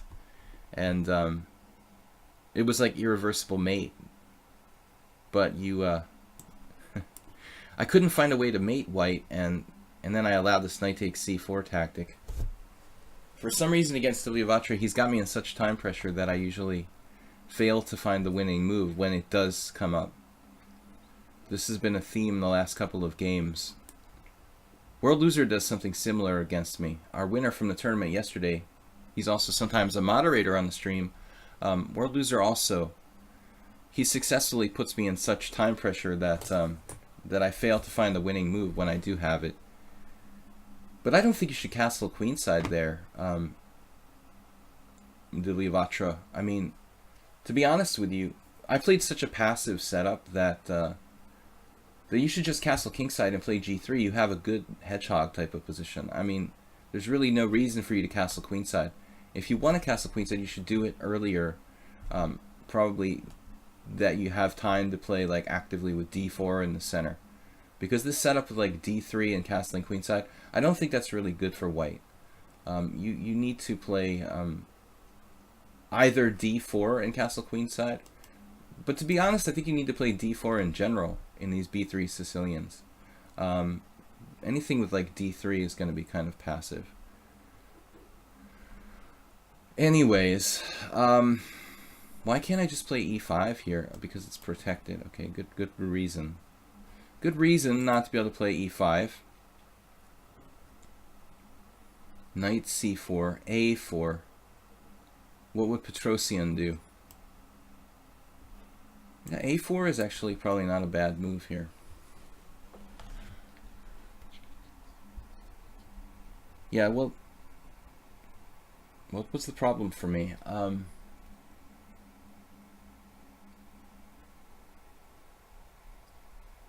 I played a lot of mistakes. I should have played... I wasted time with bishop a3, which was a major loss of a tempo. And then I should have been developing. If I had like one more developing move, I'd be in good shape. This is just a really standard King's Indian attack kind of position. Fischer played these sort of positions. Petrosian very well. Now knight b6. What I don't want to do is trade pieces.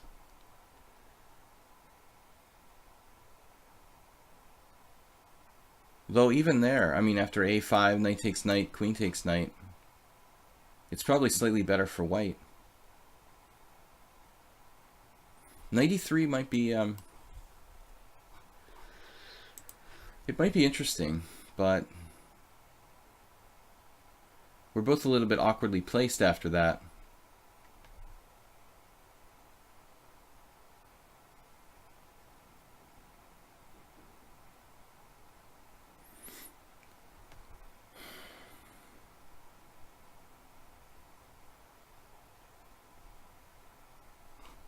I mean, in fact, you could argue that a5 is a weakness for me. Maybe I'd be better off not even playing a5. Something simple here like bishop e3. More flexible. I have a very, very small advantage, but it's kind of lasting. Nothing exciting going on here. Very solid position. I criticized Arkan for taking on e4. But it may not be that bad. It's just a slightly passive setup. It's not optimal. Not an optimal kind of Tory attack reversed or whatever. It's basically like a Tory attack where he went like bishop g4 and as if he traded on f3. I mean, that's what happened. Tory attack is like d4, knight f6, knight f3, g6, bishop g5 for white against the King's Indian. And that's basically what this is. This is like a reversed bishop g5 against the King's Indian. What do you think about 5.0 tournament next time? I like 5.0. That's what I said. I want to change the time control for our Tuesdays viewer tournaments every week, you know, make something different. I mean, 3+2 is like the FIDE official time control for Blitz. That's a cool time control. 5.0, you know, sometimes yesterday, like longer time control with 7 minutes is fine. So the next order of business for white, you know, we can think about the open file, but I think in these King's Indian type positions, the open file is sometimes overrated. There's no entry point along the file, so it can be not as important as it might seem. I'd love to play h4 later on.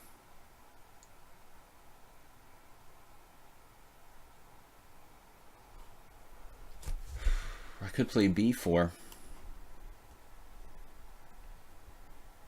Actually, there are many possibilities here. I wouldn't like your chances against Petrosian or Bobby. Bobby was very, very good with the bishop pair, and especially in these King's Indian positions. I'm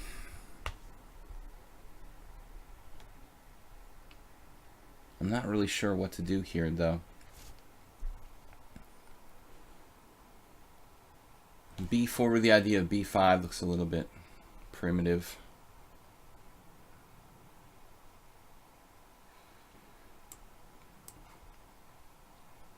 We'll just make a move based on general principles. Yeah, typically you'll see like the wholesale exchange of rooks, something like that.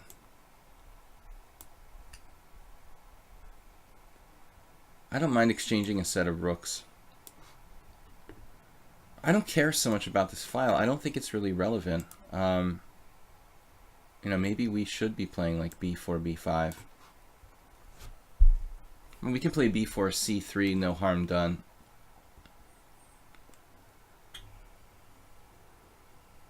The b4 takes away the c5 square from him, you know, from having pieces go through c5. This is not a very exciting position, obviously. A very technical one. Black needs to trade dark-scored bishops.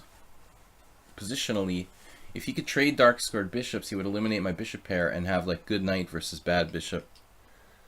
f4 looks like the most aggressive try. Yeah, but the problem is it's a very double-edged move because, you know, he could take and my pawn structure gets really weird after that. It's actually a common mistake in many instances to play f4, but it can be good. I just don't think that there's enough pieces here for me to realistically play like an attacking game, you know. He's already traded off 2 pieces before I did the rook exchange. You know, how serious are my chances of a kingside attack? I almost never play f5 on the black side of the Tory attack when I'm black in the King's Indian. Almost never. It just usually seems like it just like weakens your position and kind of plays into the opponent's hands. Yeah, he's playing h5. This is a typical plan to do like king h7, bishop h6. This opponent I've not been successful against. I have 4 draws, excuse me. b5 now maybe. b5 with the idea of a5.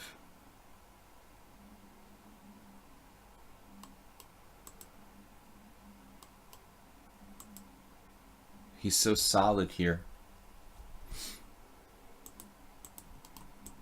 Alright.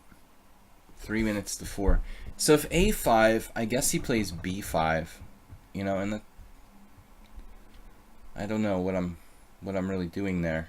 a5, b5 with the idea of a6 maybe later. He could just allow a5 as well. If I play b5,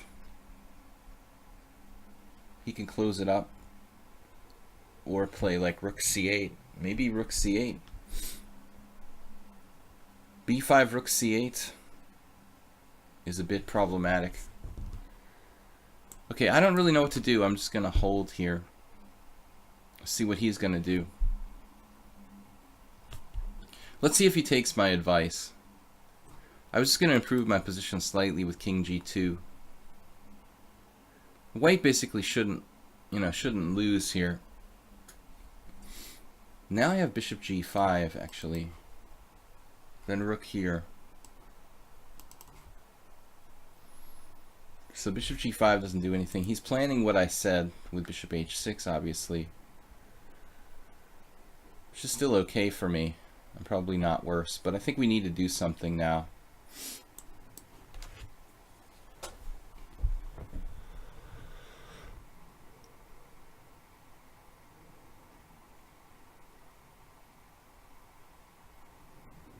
play c3 at some point and a5 or some combination of the above.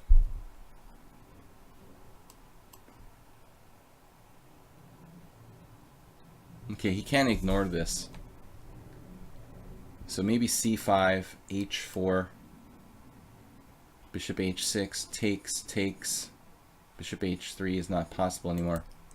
I should probably hold off on h4. I think black's, got to do c5 or rook c8 first. Wow. Well, I did not anticipate this. He can let me have this because of rook d6. Okay, now rook d4 is the threat, so I go a5.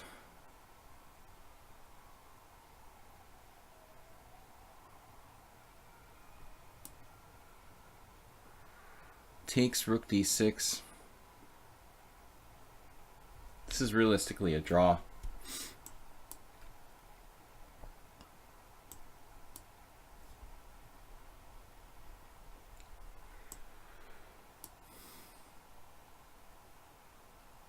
Just a standard Tory attack draw.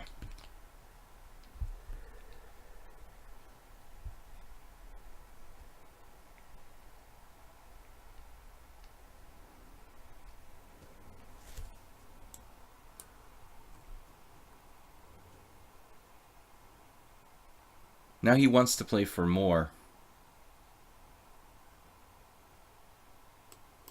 If I play rook b5, knight d7, rook d7, yeah, that looks pretty awkward for him.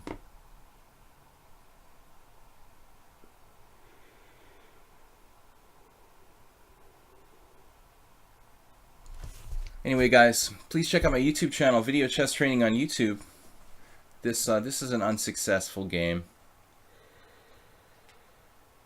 Yeah, I know what you're talking about, Richie. I know you meant f4 when I played rook d1. Of course, you don't want the rook. You want to play the rook with the rook on f1. You want to play f4.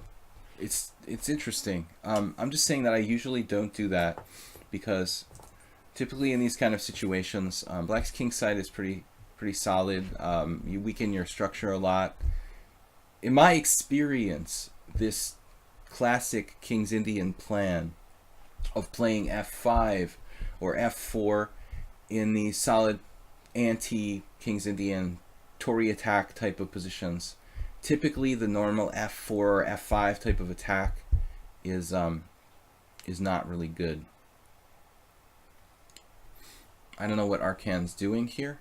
He just played rook d6. He had a mind melt.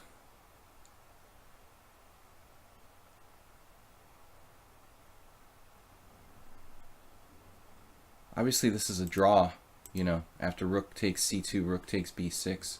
I mean, I could take on e5, actually.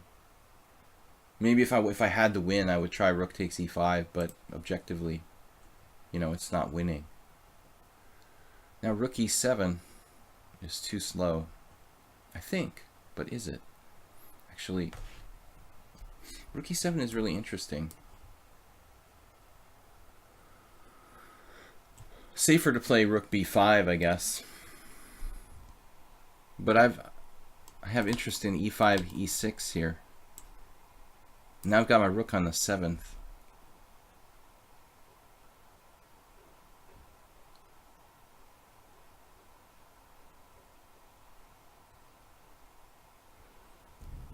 It's entirely possible, this is still a position he might draw. But this is the best chance for me. With the C pawn is actually, no, the best chance is the B pawn. But anyway, it's a chance.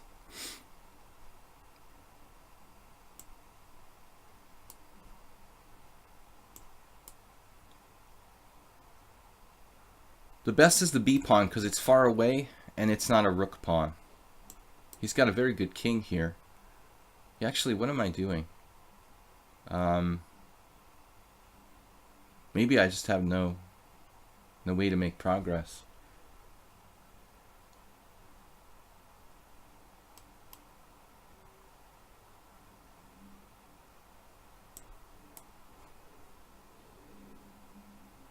I think he's misplayed this. I should really get my rook behind the pawn, but how? I mean, I'm not making progress if I play rook c1 there. His king's too active. I don't think he played this in a kind of traditional way, but it may be good enough.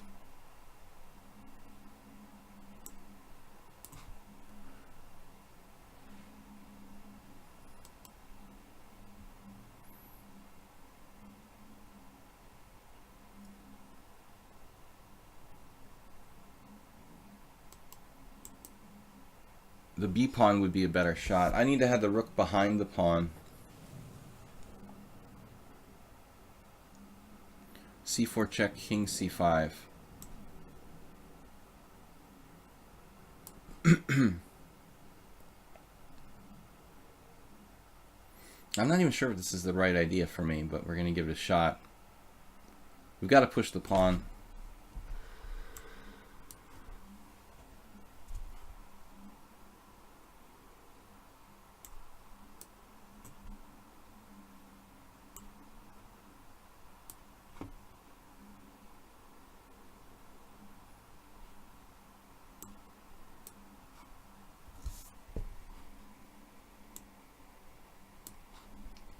Got a good king. Problems there, maybe.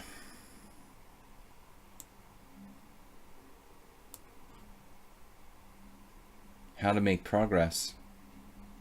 This blockade in place.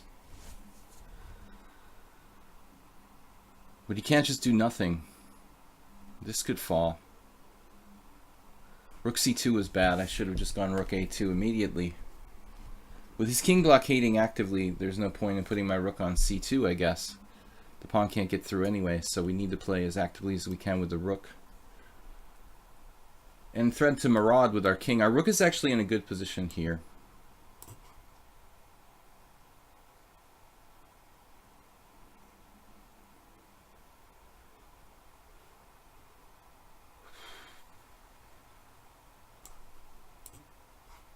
Not a lot of time to think about the best move. Oh. Okay. Man, I'm short of time here. Uh-oh. Man, what's going on? Probably a draw. I have to move my f-pawn. We'll have to play f3. King c5, f3.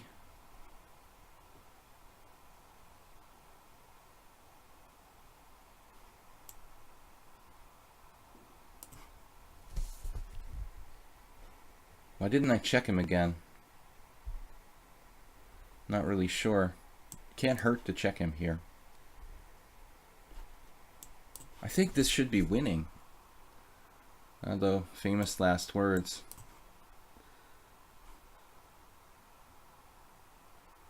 Maybe not. I'm really stretched. G4 would be an interesting idea, creating a second passed pawn.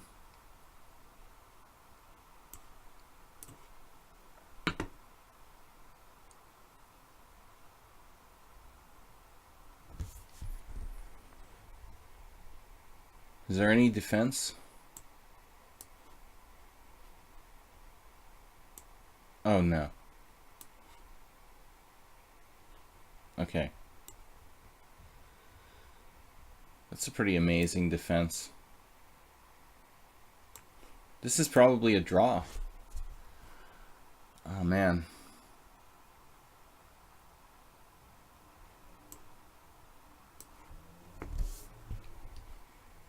Looks like a theoretical draw. I can try.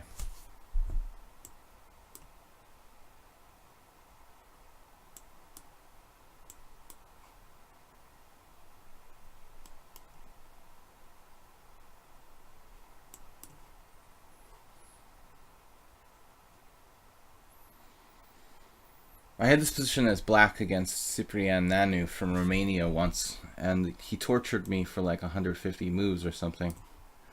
Yeah,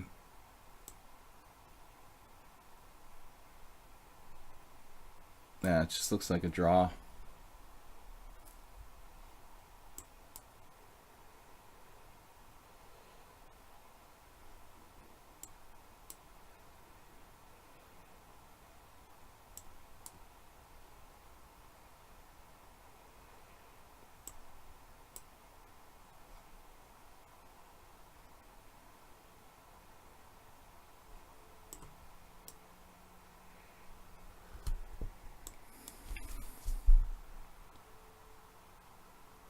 I don't think this guy's beatable.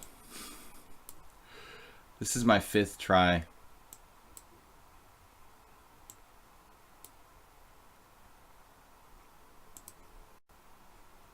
Was I ever winning? I mean, I don't know. Was I ever winning, really, in that ending?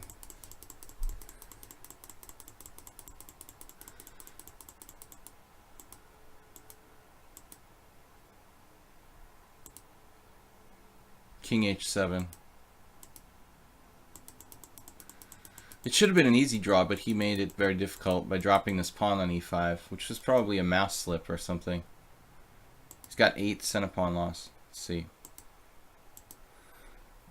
So even here, this is a theoretical position. I guess it's a draw. With the b pawn, it's much more interesting than with the c pawn.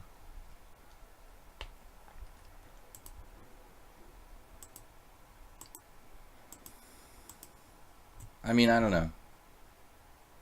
What was my biggest advantage? It says I had a plus 1.9 advantage here. For a moment, but my engine is actually... My computer is pretty slow. I mean, I'm not sure that's decisive. Now it's like plus 1.4. King b7. This is like the best my position got, basically. This is winning.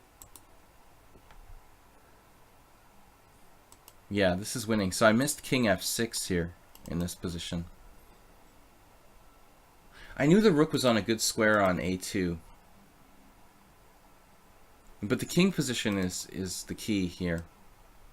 So I did something stupid. I played rook up to a5. King f6 that's the one position where I'm definitely winning. Let's see if there's another chance here. I thought I was winning here too. Yeah, king d5. Okay. A second chance. I gave him my c pawn. This was a really big mistake. It was basically falling into a trap. If I play king d5, so 2 chances to play with the active king, and I missed them both. That's the key. So, active king. I just forgot he had king f7. When I played rook takes g6, I figured, okay, he'll play rook takes c5, then I'll go back with rook g7, I'll be winning. But I forgot he has the in-between move, king f7. So anyway, Arkan played solidly. He made some mistakes, and I had 2 chances to win. Okay, Nefedov is next. He's a subscriber. If you guys subscribe to the stream, you can play first. Nefedov, by the way, I'm going to move the viewer tournament for you and other people like you to 7 o'clock, as I said yesterday. We're going to go with the 7 o'clock start instead of 6:30. Corrupt Bishop. You know, I don't think I'll have time for all these challenges, guys. I don't see anything from Corrupt Bishop. What's your name? Do what I said. Click preferences, I think, then game behavior. Disable double click, draw, and resign.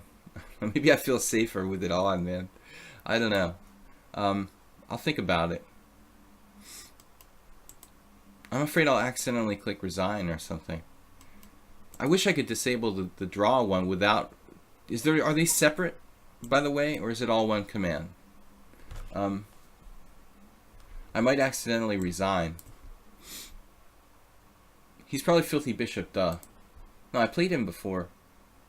Okay. Yeah, unfortunately, I don't think I'm going to get that many challenges in. We're going to play Camel Culture. We're going to stream for like 40 minutes more. Camel Culture. Any other challengers? I don't think we have from the subscribers. So, like 2 or 3 or even 4 would be stretching it, probably. What are we going to play? So, sadly, I don't think I'm going to get that far. I've been streaming since almost an hour. 2 hours, excuse me. We're going to finish around 12:40, 12:45 today. I'm going to be back tomorrow night with a subscriber stream. Remind me to send you guys an email. This is an interesting system, Nefedov. Yeah, I think this idea of playing like c6 and b5 is a good sideline. I should probably play that as well. The way Nefedov's playing this, though, without c6, he's playing c5, which is a little different. Well, a lot different. It's a totally different setup, basically. So if I play d5, he can play e6, transposing to a Benoni.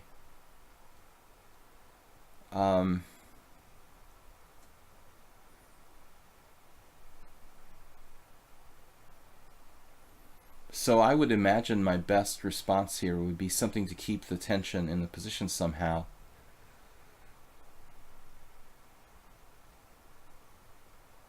Rook e1 is the first thing that comes to mind. Though rook e1, bishop g4 looks like a reasonable way for black to play. Not sure how useful is the rook on e1. This is an interesting setup, man. a6 first. I'll have to look into this. I mean, this might be something that I could even play myself. If d5, e6, now you go into the Benoni.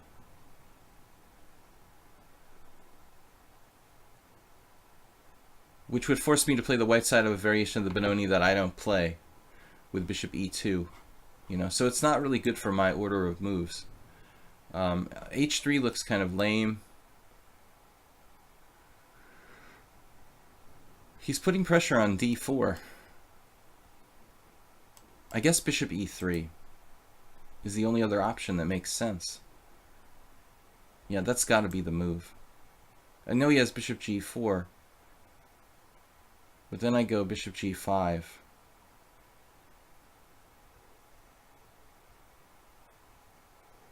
I don't think there's another choice here. Bishop e3.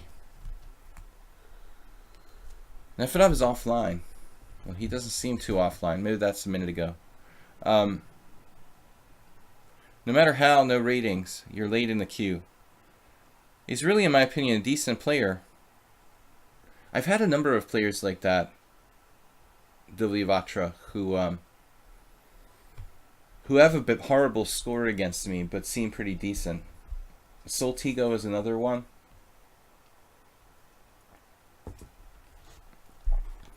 I mean, actually, Arsenal fan Richie, if he didn't just hang himself in time pressure and in my time pressure or try to play too fast, he's another player who's kind of, you know, stronger than his rating, I think. Knight c6, but Soltigo in particular, he's lost almost every single game he's played against me, yet like half of them he was okay. There was another player that I can't place right now who was playing a lot last year. Well, Mule Skinner is like the classic example. I haven't seen him in a while. Mule Skinner is a guy who he often had very solid positions against me and always seems to melt down at the last moment. So his score against me is like 5% or something, or less than that, but it feels like it should be a much, much higher. Do your rating decline if you don't play in a couple of months, etc.? Good question. No, your rating doesn't decline. I guess your rating variance like changes or something. So maybe your rating will fluctuate differently, like more quickly, if you don't play for a while. Nefedov is actually playing a form of a game I had against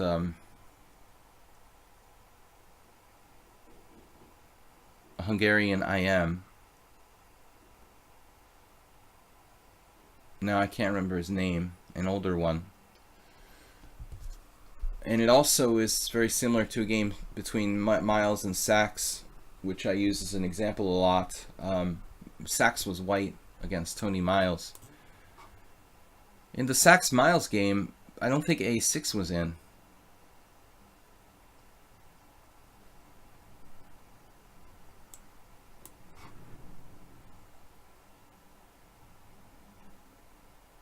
My argument here is that the knight is actually stronger than the bishop.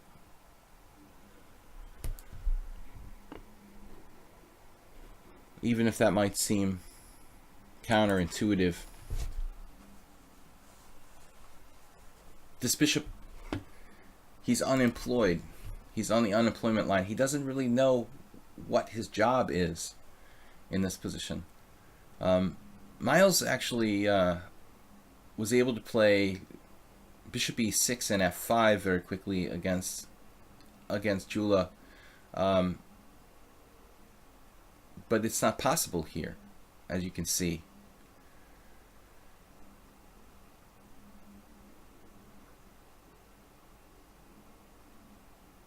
There is f5.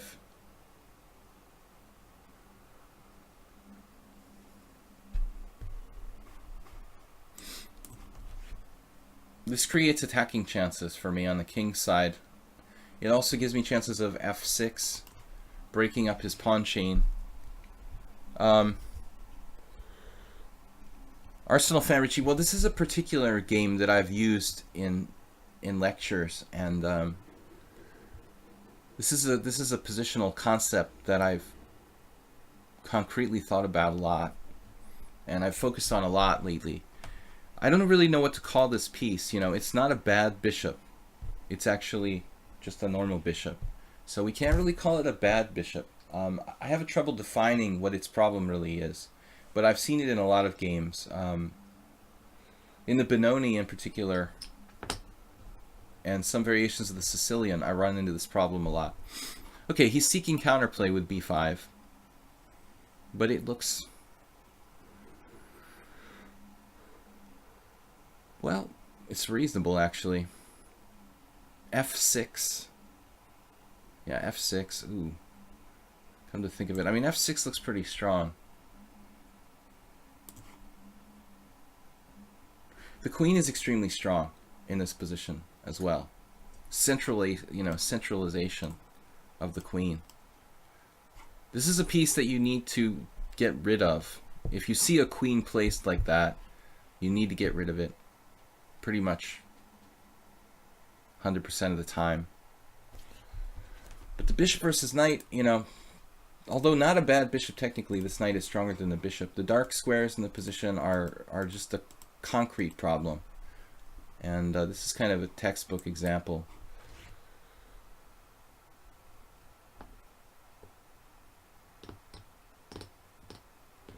So I just take and play knight d5. And that's game over.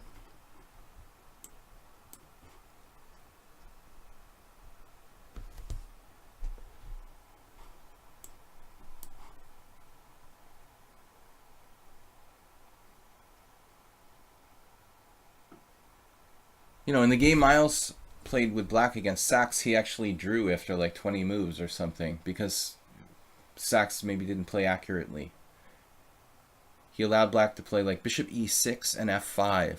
And once Miles could achieve bishop e6 and f5, he kind of negated white's attacking chances on the king's side. I still thought that Sachs was a tiny bit better, you know, when he agreed to a draw, but he had a bad score against Miles. I think, you know, Jula was like -3, -2 or -3, even though their ratings were like fairly close.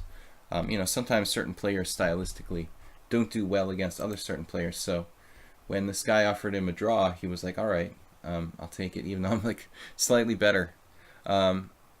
Bishops have feeling. Bishop on c8. Mubat. Mubat strikes again. All right, Camel Culture. Thanks again, Camel Culture, for the top cheer. 200 bits. All right. Camel Culture I've only played like 4 games against. I don't really remember, what he plays. Contrary to what Richie believes, I actually don't have very good memory. It's gotten worse of late. I have quite a decent visual memory, but as far as like remembering names and stuff like that, I almost remember the guy who I played that game with now. Yeah, Dori, So I had a game against International Master Jeno Dori, or Dori Jeno in Hungarian. And same basic opening. It's like a Marazzi, where he goes knight g4.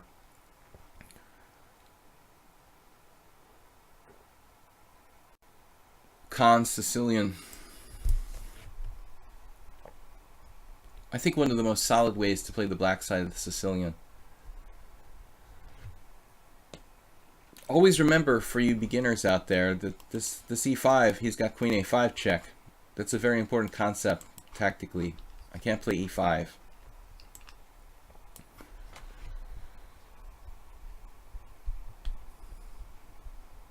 So guys, we'll be back tomorrow night with a subscriber stream. For those of you out there that are subscribers, if you're not a subscriber, please consider doing so. I think this is something like the main line. I played bishop d3. Not everyone plays bishop d3. I mean, c4 and knight c3 are the other main lines. They're basically 3 main lines for white against this Khan Sicilian. Khan and the Paulson kind of closely related, but the Khan is when you play like e6 and a6. They can transpose within each other. But to be a Khan Sicilian has to be e6, a6 first, before the pieces are developed. There was a player who I played quite a bit on the stream here who played this line for black. And see, talking about remembering names, I'm spacing on it now.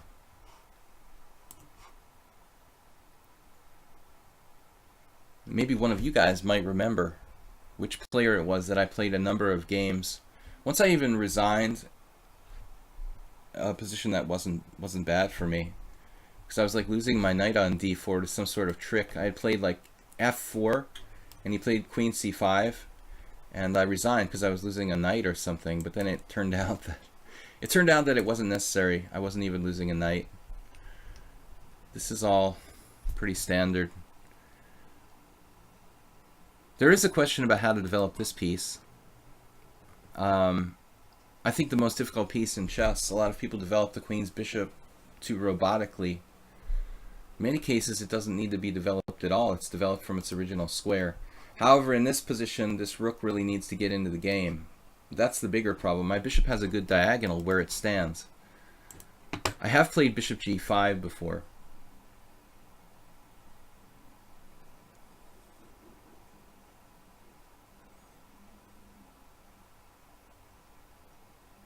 I want to say b3, but you see, that's where these things like b5 start coming in.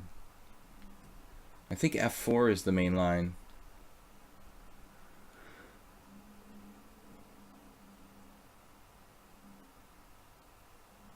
Where to put my bishop? See, I've played bishop g5 before, but that's how I got in trouble with queen c5 type of ideas. I remember now how this happened, actually.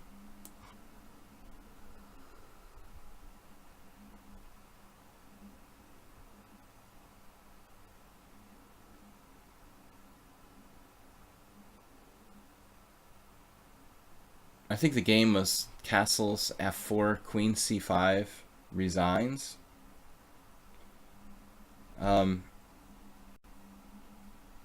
But I had bishop f2, bishop h4 with the idea of bishop f2, which I missed. So, with the second chance to do it, I can play f4 with the idea of queen c5, bishop h4, queen takes d4, check, bishop f2, trapping his queen on d4. Something I didn't notice when I played this first game and just resigned. Thank you, computer, for pointing that out. Maybe this exact position, maybe he castled instead of bishop b7, I don't remember. So he can't win a piece here.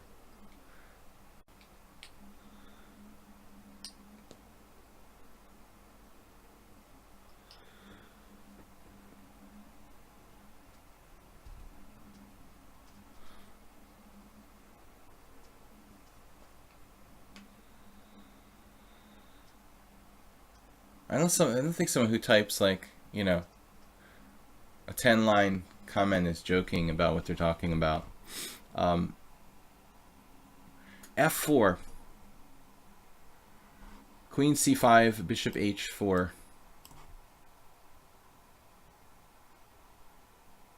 Now he doesn't have to castle. He could play something like h6 and some kind of crazy ideas of g5.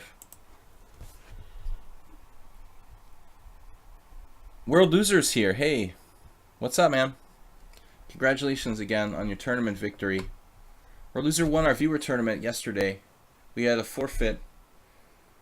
The leading player got forfeited for his perfect play, and World Loser came from, you know, with a late entry. World Loser actually won the tournament yesterday. He started pretty well behind everybody else, at least half an hour.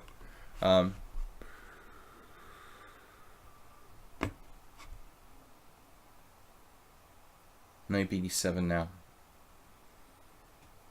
So there's this constant threat of queen c5. Of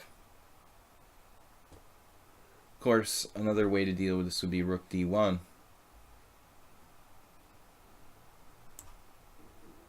Developing our last piece. Stream muted, by the way. Uh-oh. Stream muted. Oh, you've got the stream muted. Alright, I was wondering what you meant. I thought you meant like I lost my stream or the sound was muted. He's got the stream muted. Alright, we've got all the pieces in the board. So he doesn't know about this whole like discussion about bishop h4 and bishop f2 that we've been having. You know, it's very tempting for him to play that move. Although now after rook d1, you know, he's probably thinking, well, anyway, he'll just, you know, I can just defend the guy with bishop b1 or something. Though there is pressure on my c-pawn. Speaking of bishops, you know, typical in this kind of variation, I can play to give this guy up. Allow knight c5 takes the bishop on d3. The bishop on d3 is actually kind of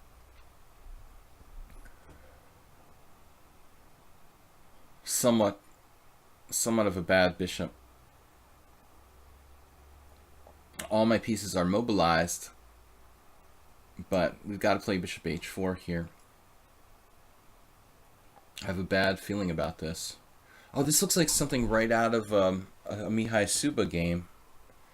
Dude, this is almost the exact position. Well, looks like we have some kind of sacrifice here. In his book Dynamic Chess Strategy, Suba, he gives a very similar type of position in a hedgehog. Basically, it's a wicked attack for white. With sacrifice on e6 here, it looks irresistible. Is it enough? You know, and there's the question of move order here. Knight takes e6, pawn takes e6, bishop takes b7, queen takes b7, queen takes check, king d8 though. We have a very, very strong attack here.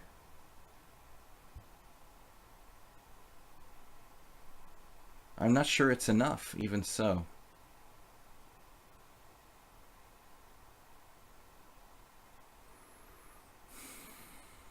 Oh, of course it is enough. I can just take and then queen h5 check.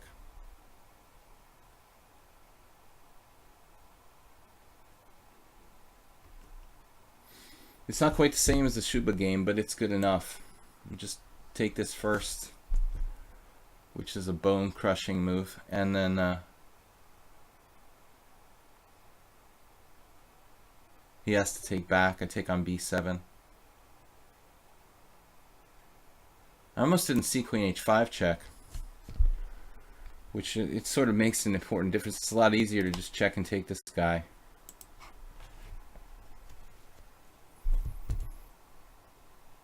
All my pieces are in the game. Blacks are not, obviously. The Sicilian is a difficult opening because of the fact that you delay your kingside development for so long. Typically, in many cases, you don't castle, or your castling is prevented or something like that. So it looks like he shouldn't have gone for this pawn grab. We have a stream tournament on Tuesday.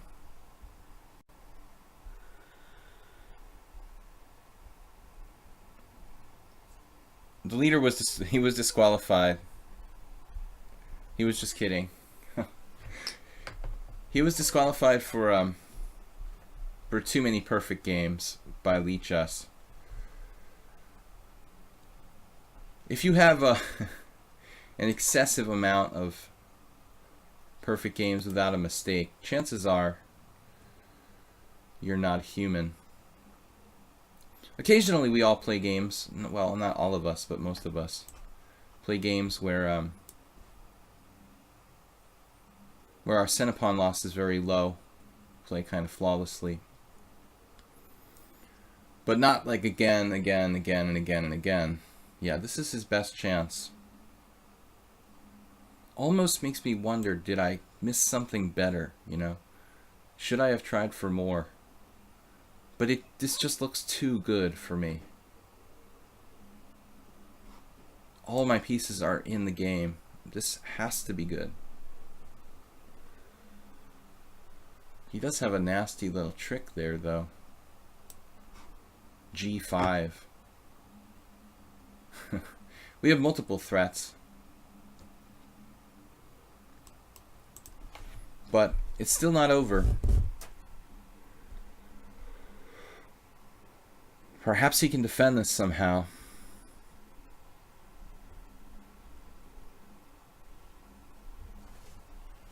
Kovalyov explained he also wore shorts to the 2015 World Cup.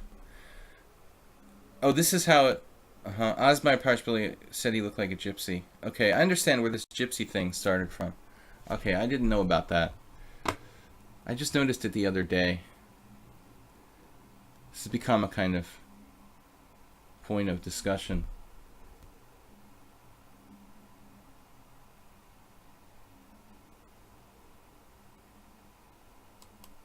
Whoops.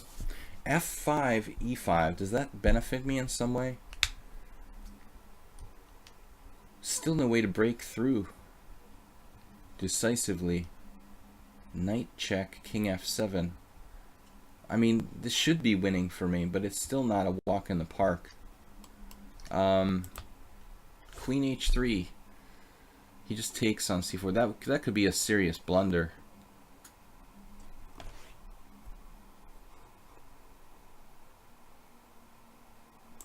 This is not a forced win, apparently.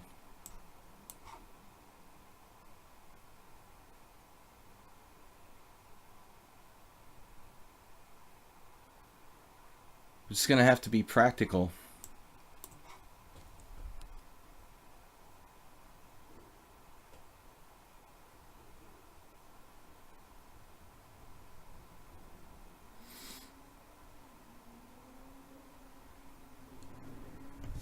I don't know. I mean, maybe I'm not winning here. Queen D5. Just trades queens. He's surviving there. I need some sort of double threat. Queen G4.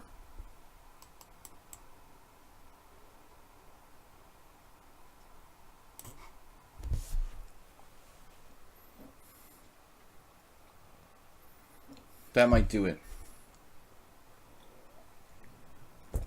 But I'm sure I missed something better. There had to be more. Although this looks pretty devastating. He's got a double threat on G7 and E6.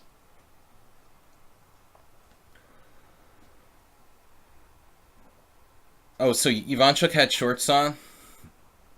I mean, come on. Either, you know, the like dress code is set out or it's not, you know. when these people play in these kind of tournaments, there's usually like a contract or something. So it doesn't have to become a meme. I mean, you know, there should be like a clear, you know, a clear rule or no rule. I mean, it shouldn't become a point of discussion.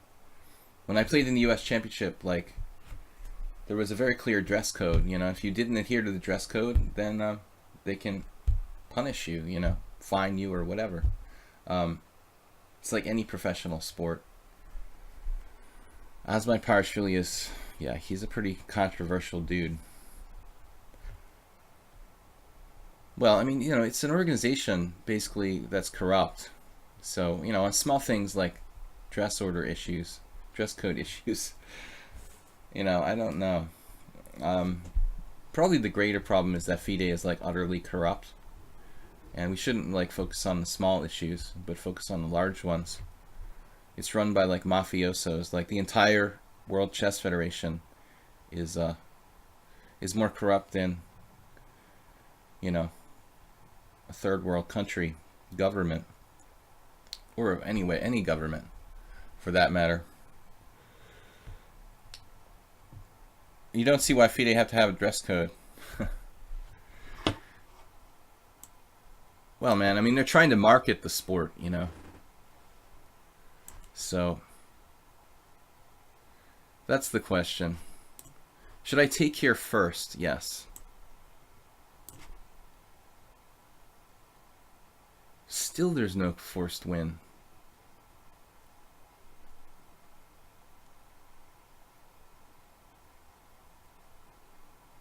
Sort of unbelievable. No, this has to be, right? Rook F1. Yes, that will do it.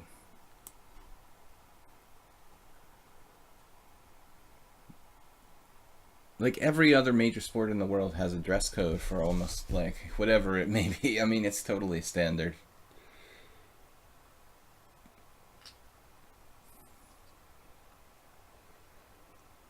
It's not like in recreational tournaments there's a dress code. You know, we're talking about like special events. So anyway, and it seems like a very unimportant issue to me. Trolley.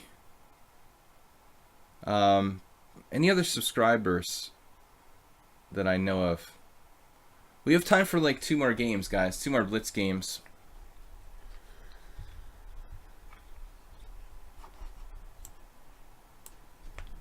We'll play these last 2, 5-3 and 5-3.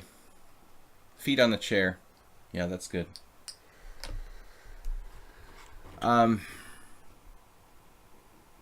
Interesting. Just don't put your feet under my chair. Trolley is not moving. Next we've got Kopini from Taiwan. Knight F3. Once I played a tournament in Aeroflot where Alexander Ivanov got frostbite before the tournament in Arkhangelsk and decided to play the tournament in extreme pain and frostbite. He actually had to have a separate chair just for putting his feet up. It was sort of insane to continue to play in a tournament after suffering severe frostbite, but he decided to do it. It's the only instance I've ever seen of anyone putting their feet up at the board. But the arbiters made a special exception.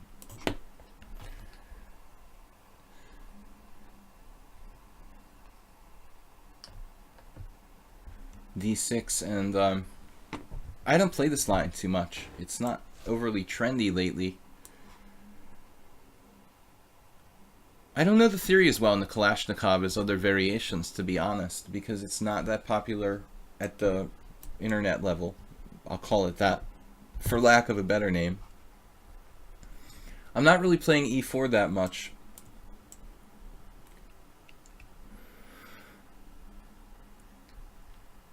I'm not really playing E4 that much in tournament or anywhere, but mostly in tournament I'm not playing E4 that often. But this is definitely an opening where I need more theoretical knowledge. Now, I can play Queen A4 check here. I guess the question is that even a constructive move for me? But at the very least, I can just go back to d1 if I so choose, depending on what our opponent does. The worst case scenario is I go here, and we'll be back to where we were. But he's not really threatening anything devastating. Trolley's 1564. Master of Gummy Bears. Okay, dude. You know what? It's just simpler this way. I'm just going to go back. Your bishop on d7 is not all that great. Now bishop g5. Unimpressive. Okay.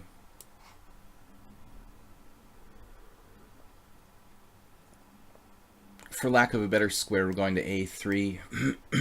This pawn on d6 looks kind of weak long term, but it may not be easy for me to exploit that, to be honest. Kind of problematic. Knight c2.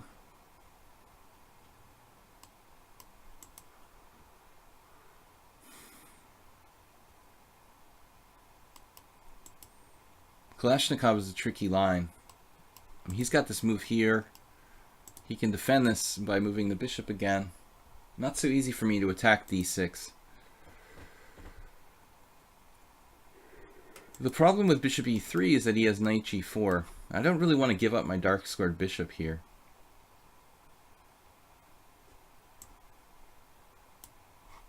So we'll just bring our knight to the center.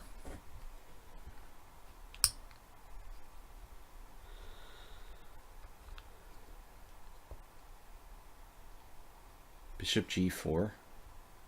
This is actually, I think, a mistake. Though maybe not a major one. I can simply play f3. And bishop e2 is also not bad.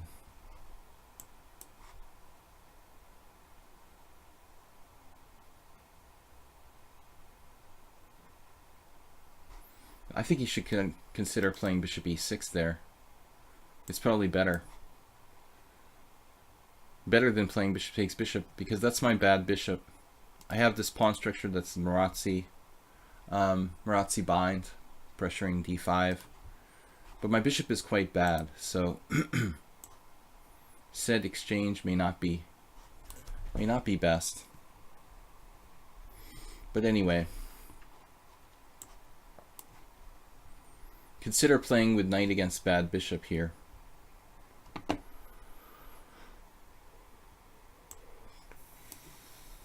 I don't have to exchange.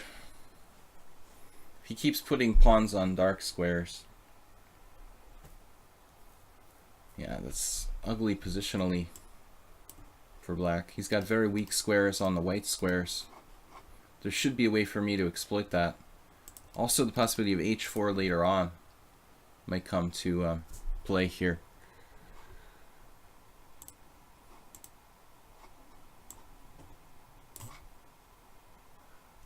Now finally, this is starting to become an issue. He almost has knight d4, but I don't think it works here. I just take twice with the rook on d4, and then he's falling on d6. No tactics for black. Maybe he does have a tactic. Knight h5. Not defended. No. Actually, he could try that. Knight d4, take, knight h5, but I feel like there's something for me. I could just move my rook or something. Okay, yeah, I've got to watch this.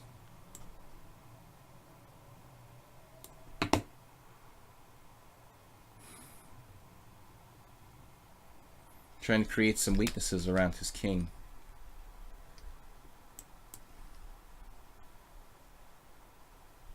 Rook takes d4, knight f5 is not enough. I've got to constantly keep this knight under surveillance.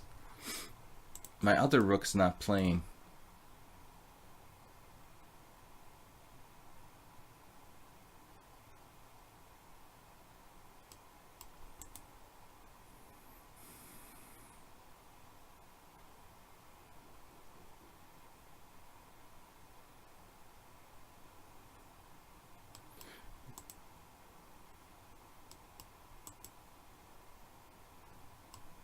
Then maybe I can play knight e3 and just let him play knight d4. Play the position more of like a long-term approach, but I don't really like it.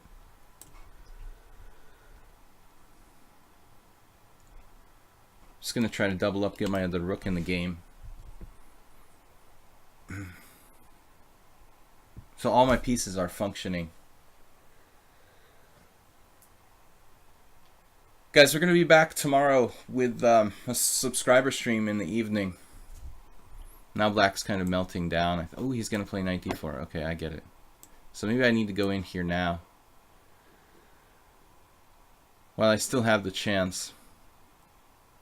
Nah, he blundered a fork. He was trying to get in knight d4. If I do that, you know, if I let him do knight d4 before I play knight d5, it might get kind of weird, so winning the exchange here this should be winning for me, though it's not that easy to convert. Our bishop on g3 is pretty bad. It has to kind of crawl back into the game through f2.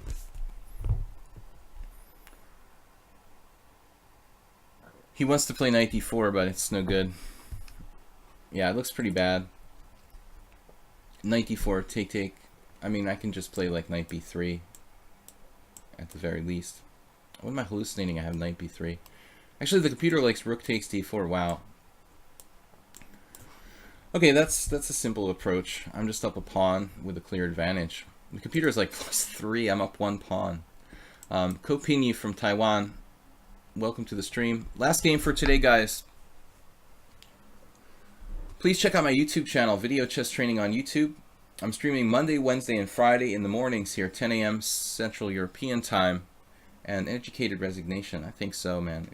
He knew. He knew he was in trouble. The computer was like +3, even after giving back the exchange. I don't know if I would have pulled the trigger on it, but the knight on d4, I was dreading that the whole game. Ko Pinyi, are you here? Because I've got to go. Yes, so I'm gonna try a Caro-Kann. I haven't played one today. Mostly Sicilian. Please, if you can afford to make a donation, support the stream and also my YouTube channel, Video Chess Training on YouTube, where I upload all my streams and other good stuff. So we accept PayPal donations. That helps a lot. Also, just subscribing to my Twitch stream is the main thing. If you subscribe, you become a priority viewer. Knight c3, d5. I want to thank all you guys for watching today.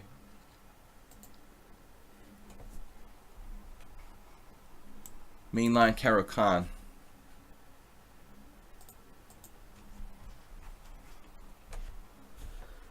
So I want to thank all of our subscribers. And make sure you guys, if your subscription lapses, please come back and renew.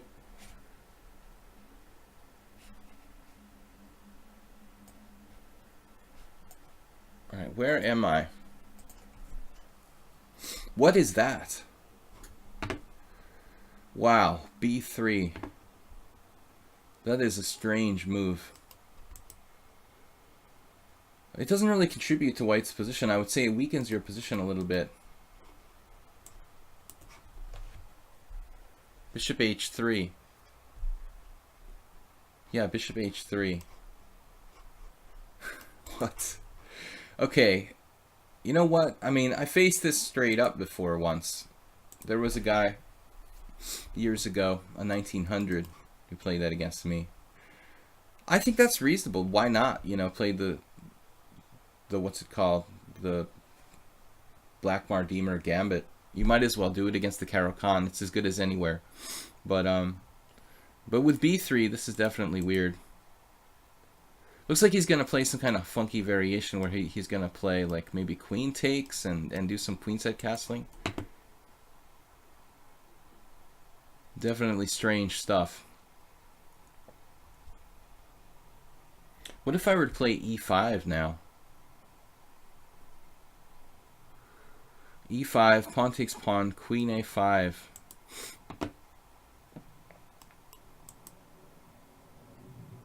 Pawn takes f6, queen takes c3 check, bishop d2, queen takes f6. Pawn takes e4. The better structure for black. Well, you only live once. It's a 5-minute game. Let's try it. You know that's a great move. What's a great move?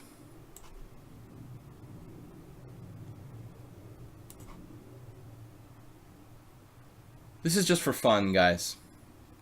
Probably not the best line for black, but he doesn't care. He plays this.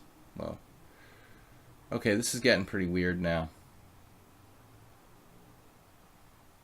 I could just take on e5.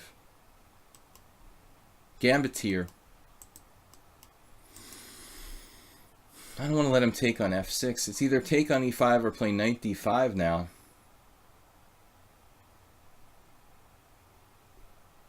I mean, knight d5 seems kind of problematic for white. I'm not really sure what's going on. Yeah, I officially have no idea what's going on here.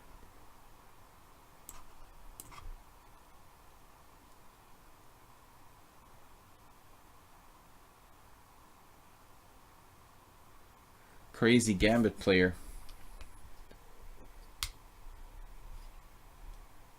There's no forced win for me. E3. Still nothing convincing.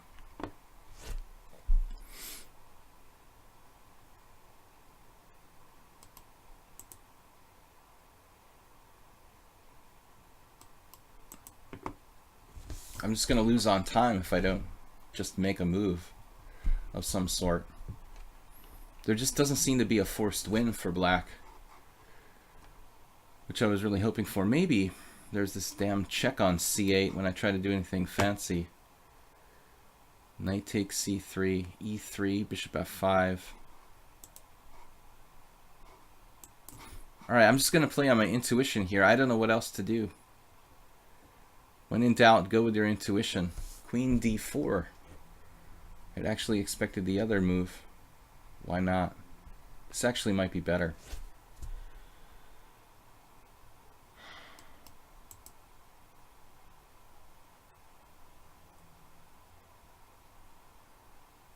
He's 1694.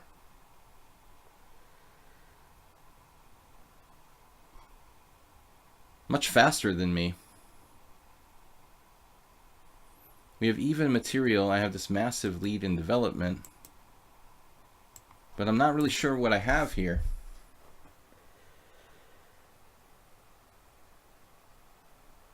I don't really have any threats.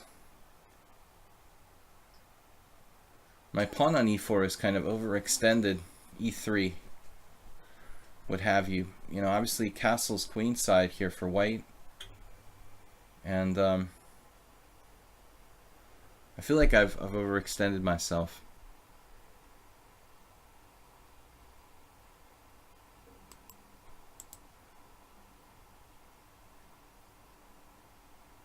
There is a funny variation where he'll like castle and play knight takes d5, pawn takes d5, queen takes d5, bishop d2 check.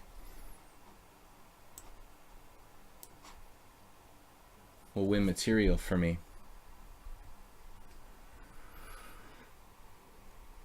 It's hard for both sides to make progress here. Knight takes, pawn takes, maybe some sort of solid move. Actually, I have bishop d2 check right away if I want to. I'm not sure how great it is. It sort of drives into b1, which I think helps white. You know, this move actually helps white to protect a2. Queen c4. That doesn't look right, because I have bishop e6. The first move I've been suspicious of. I mean, obviously b3 is weird, but since that point, now we have very strong attacking chances. But is it enough? Running out of time.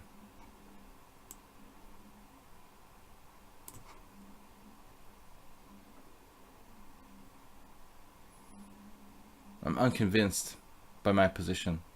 Yeah, this This position should be okay for him, it appears.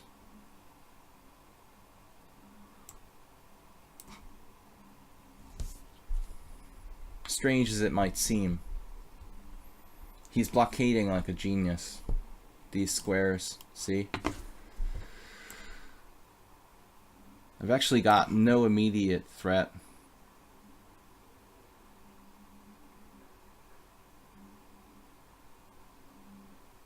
Now he can even trade queens with advantage, probably. White might just be better now, after queen b5. Yeah, not your weakest 1600, I would say. Looks like he's actually better in this position. My pawn is overextended.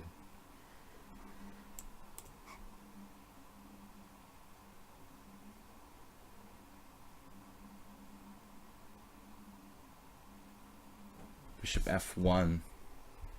Not what I expected there. Okay, maybe it's hard to call.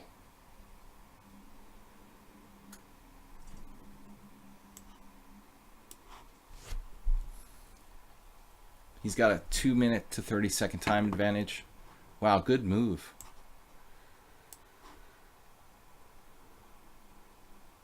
Now it's getting unclear. H4. What's that about?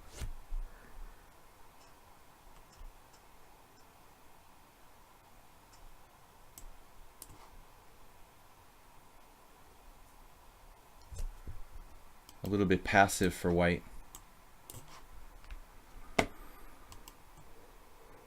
H4 like preemptively stopping me.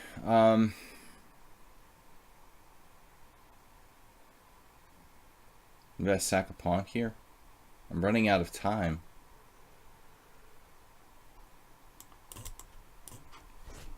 Not enough time.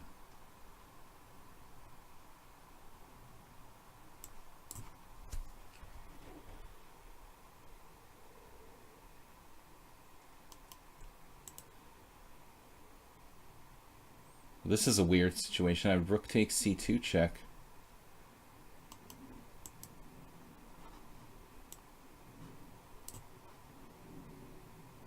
Look how fast he is, damn.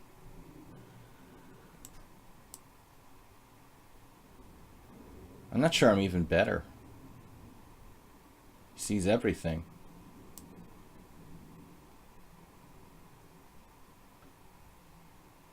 Whoa. He had other moves there, like king c3. I mean, honestly, you're pretty good for 1694, man. I mean, there were other ways you might have even had an advantage here. Dangerous opponent. I gave him a lot of time in this game. We're finally better, but I wouldn't say this is necessarily winning. My pawn structure is pretty dubious. He's got activity. Rook d1.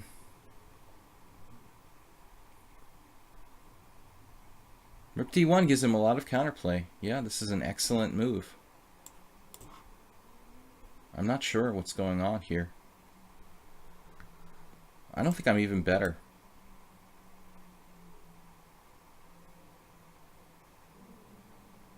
Maybe he shouldn't exchange rooks, though. Well, he's still fine. Jeez. King b1.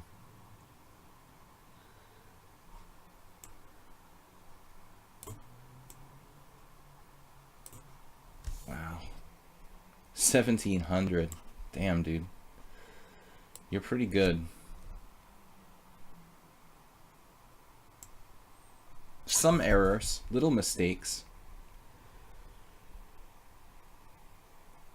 I have no idea what I'm doing here. Knight check takes, king knight takes, and then he's dominated. Knight check, He made a couple little mistakes, like moving his king to the wrong square. Probably this was equal.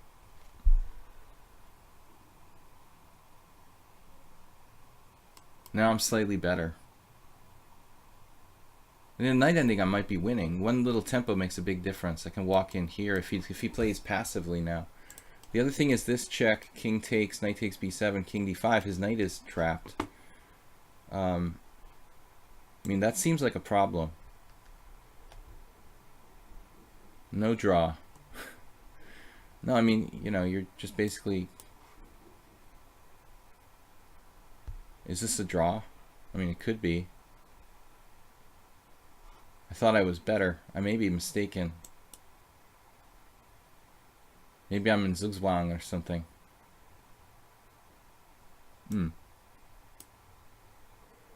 I guess I was mistaken. Well, that was a mistake for him, though. Offering me a draw.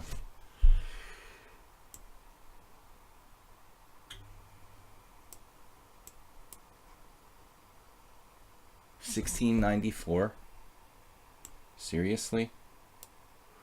Ooh, I just dropped a pawn with check. That's a good move. He didn't see it. Oh my god.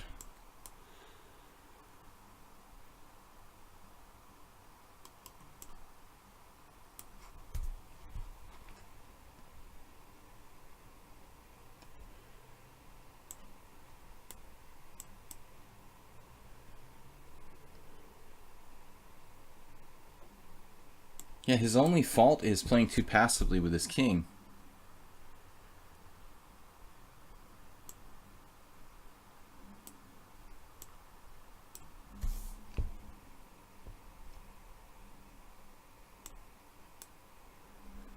Trying to get around the other side.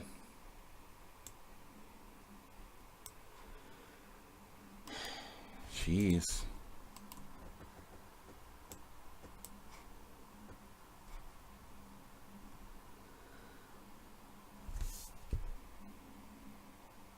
This is not going down in the record books as the best endgame of all time. Lots of mistakes by both sides.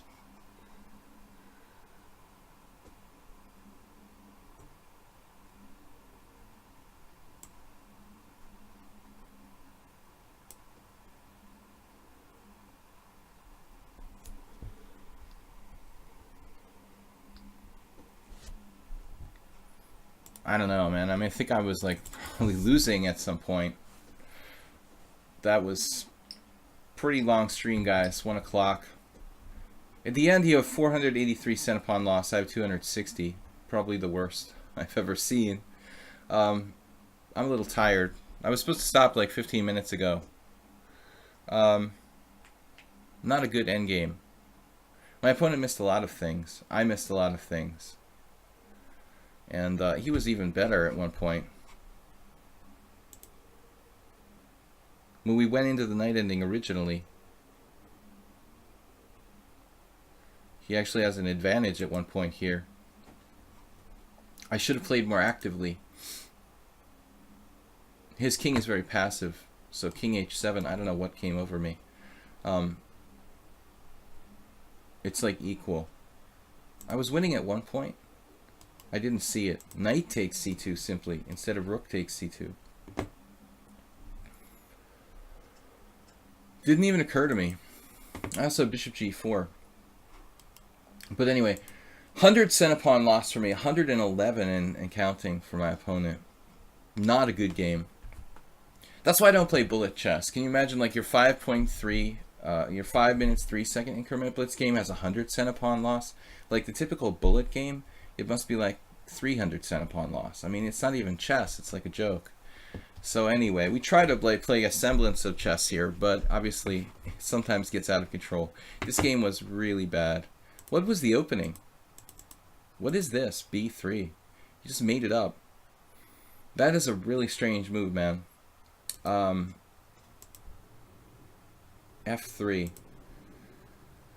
This is actually a move the computer was thinking about, but I don't know, man. This is really weird. E5 takes, queen a5, knight e2.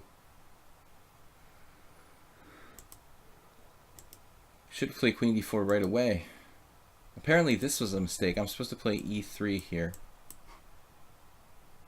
Forcing queen d4. Or queen d3. Alright guys, I'm going to be back tomorrow night. We'll see you all in the evening with a stream for subscribers tomorrow at 7 p.m. CET. See you guys then, and thank you for watching today. Don't forget to watch my YouTube videos and check the uploads over there of the streams. If you want to see a replay of a stream, go to my YouTube channel, Video Chess Training on YouTube. Please subscribe, and I'll see you guys tomorrow night. Bye-bye.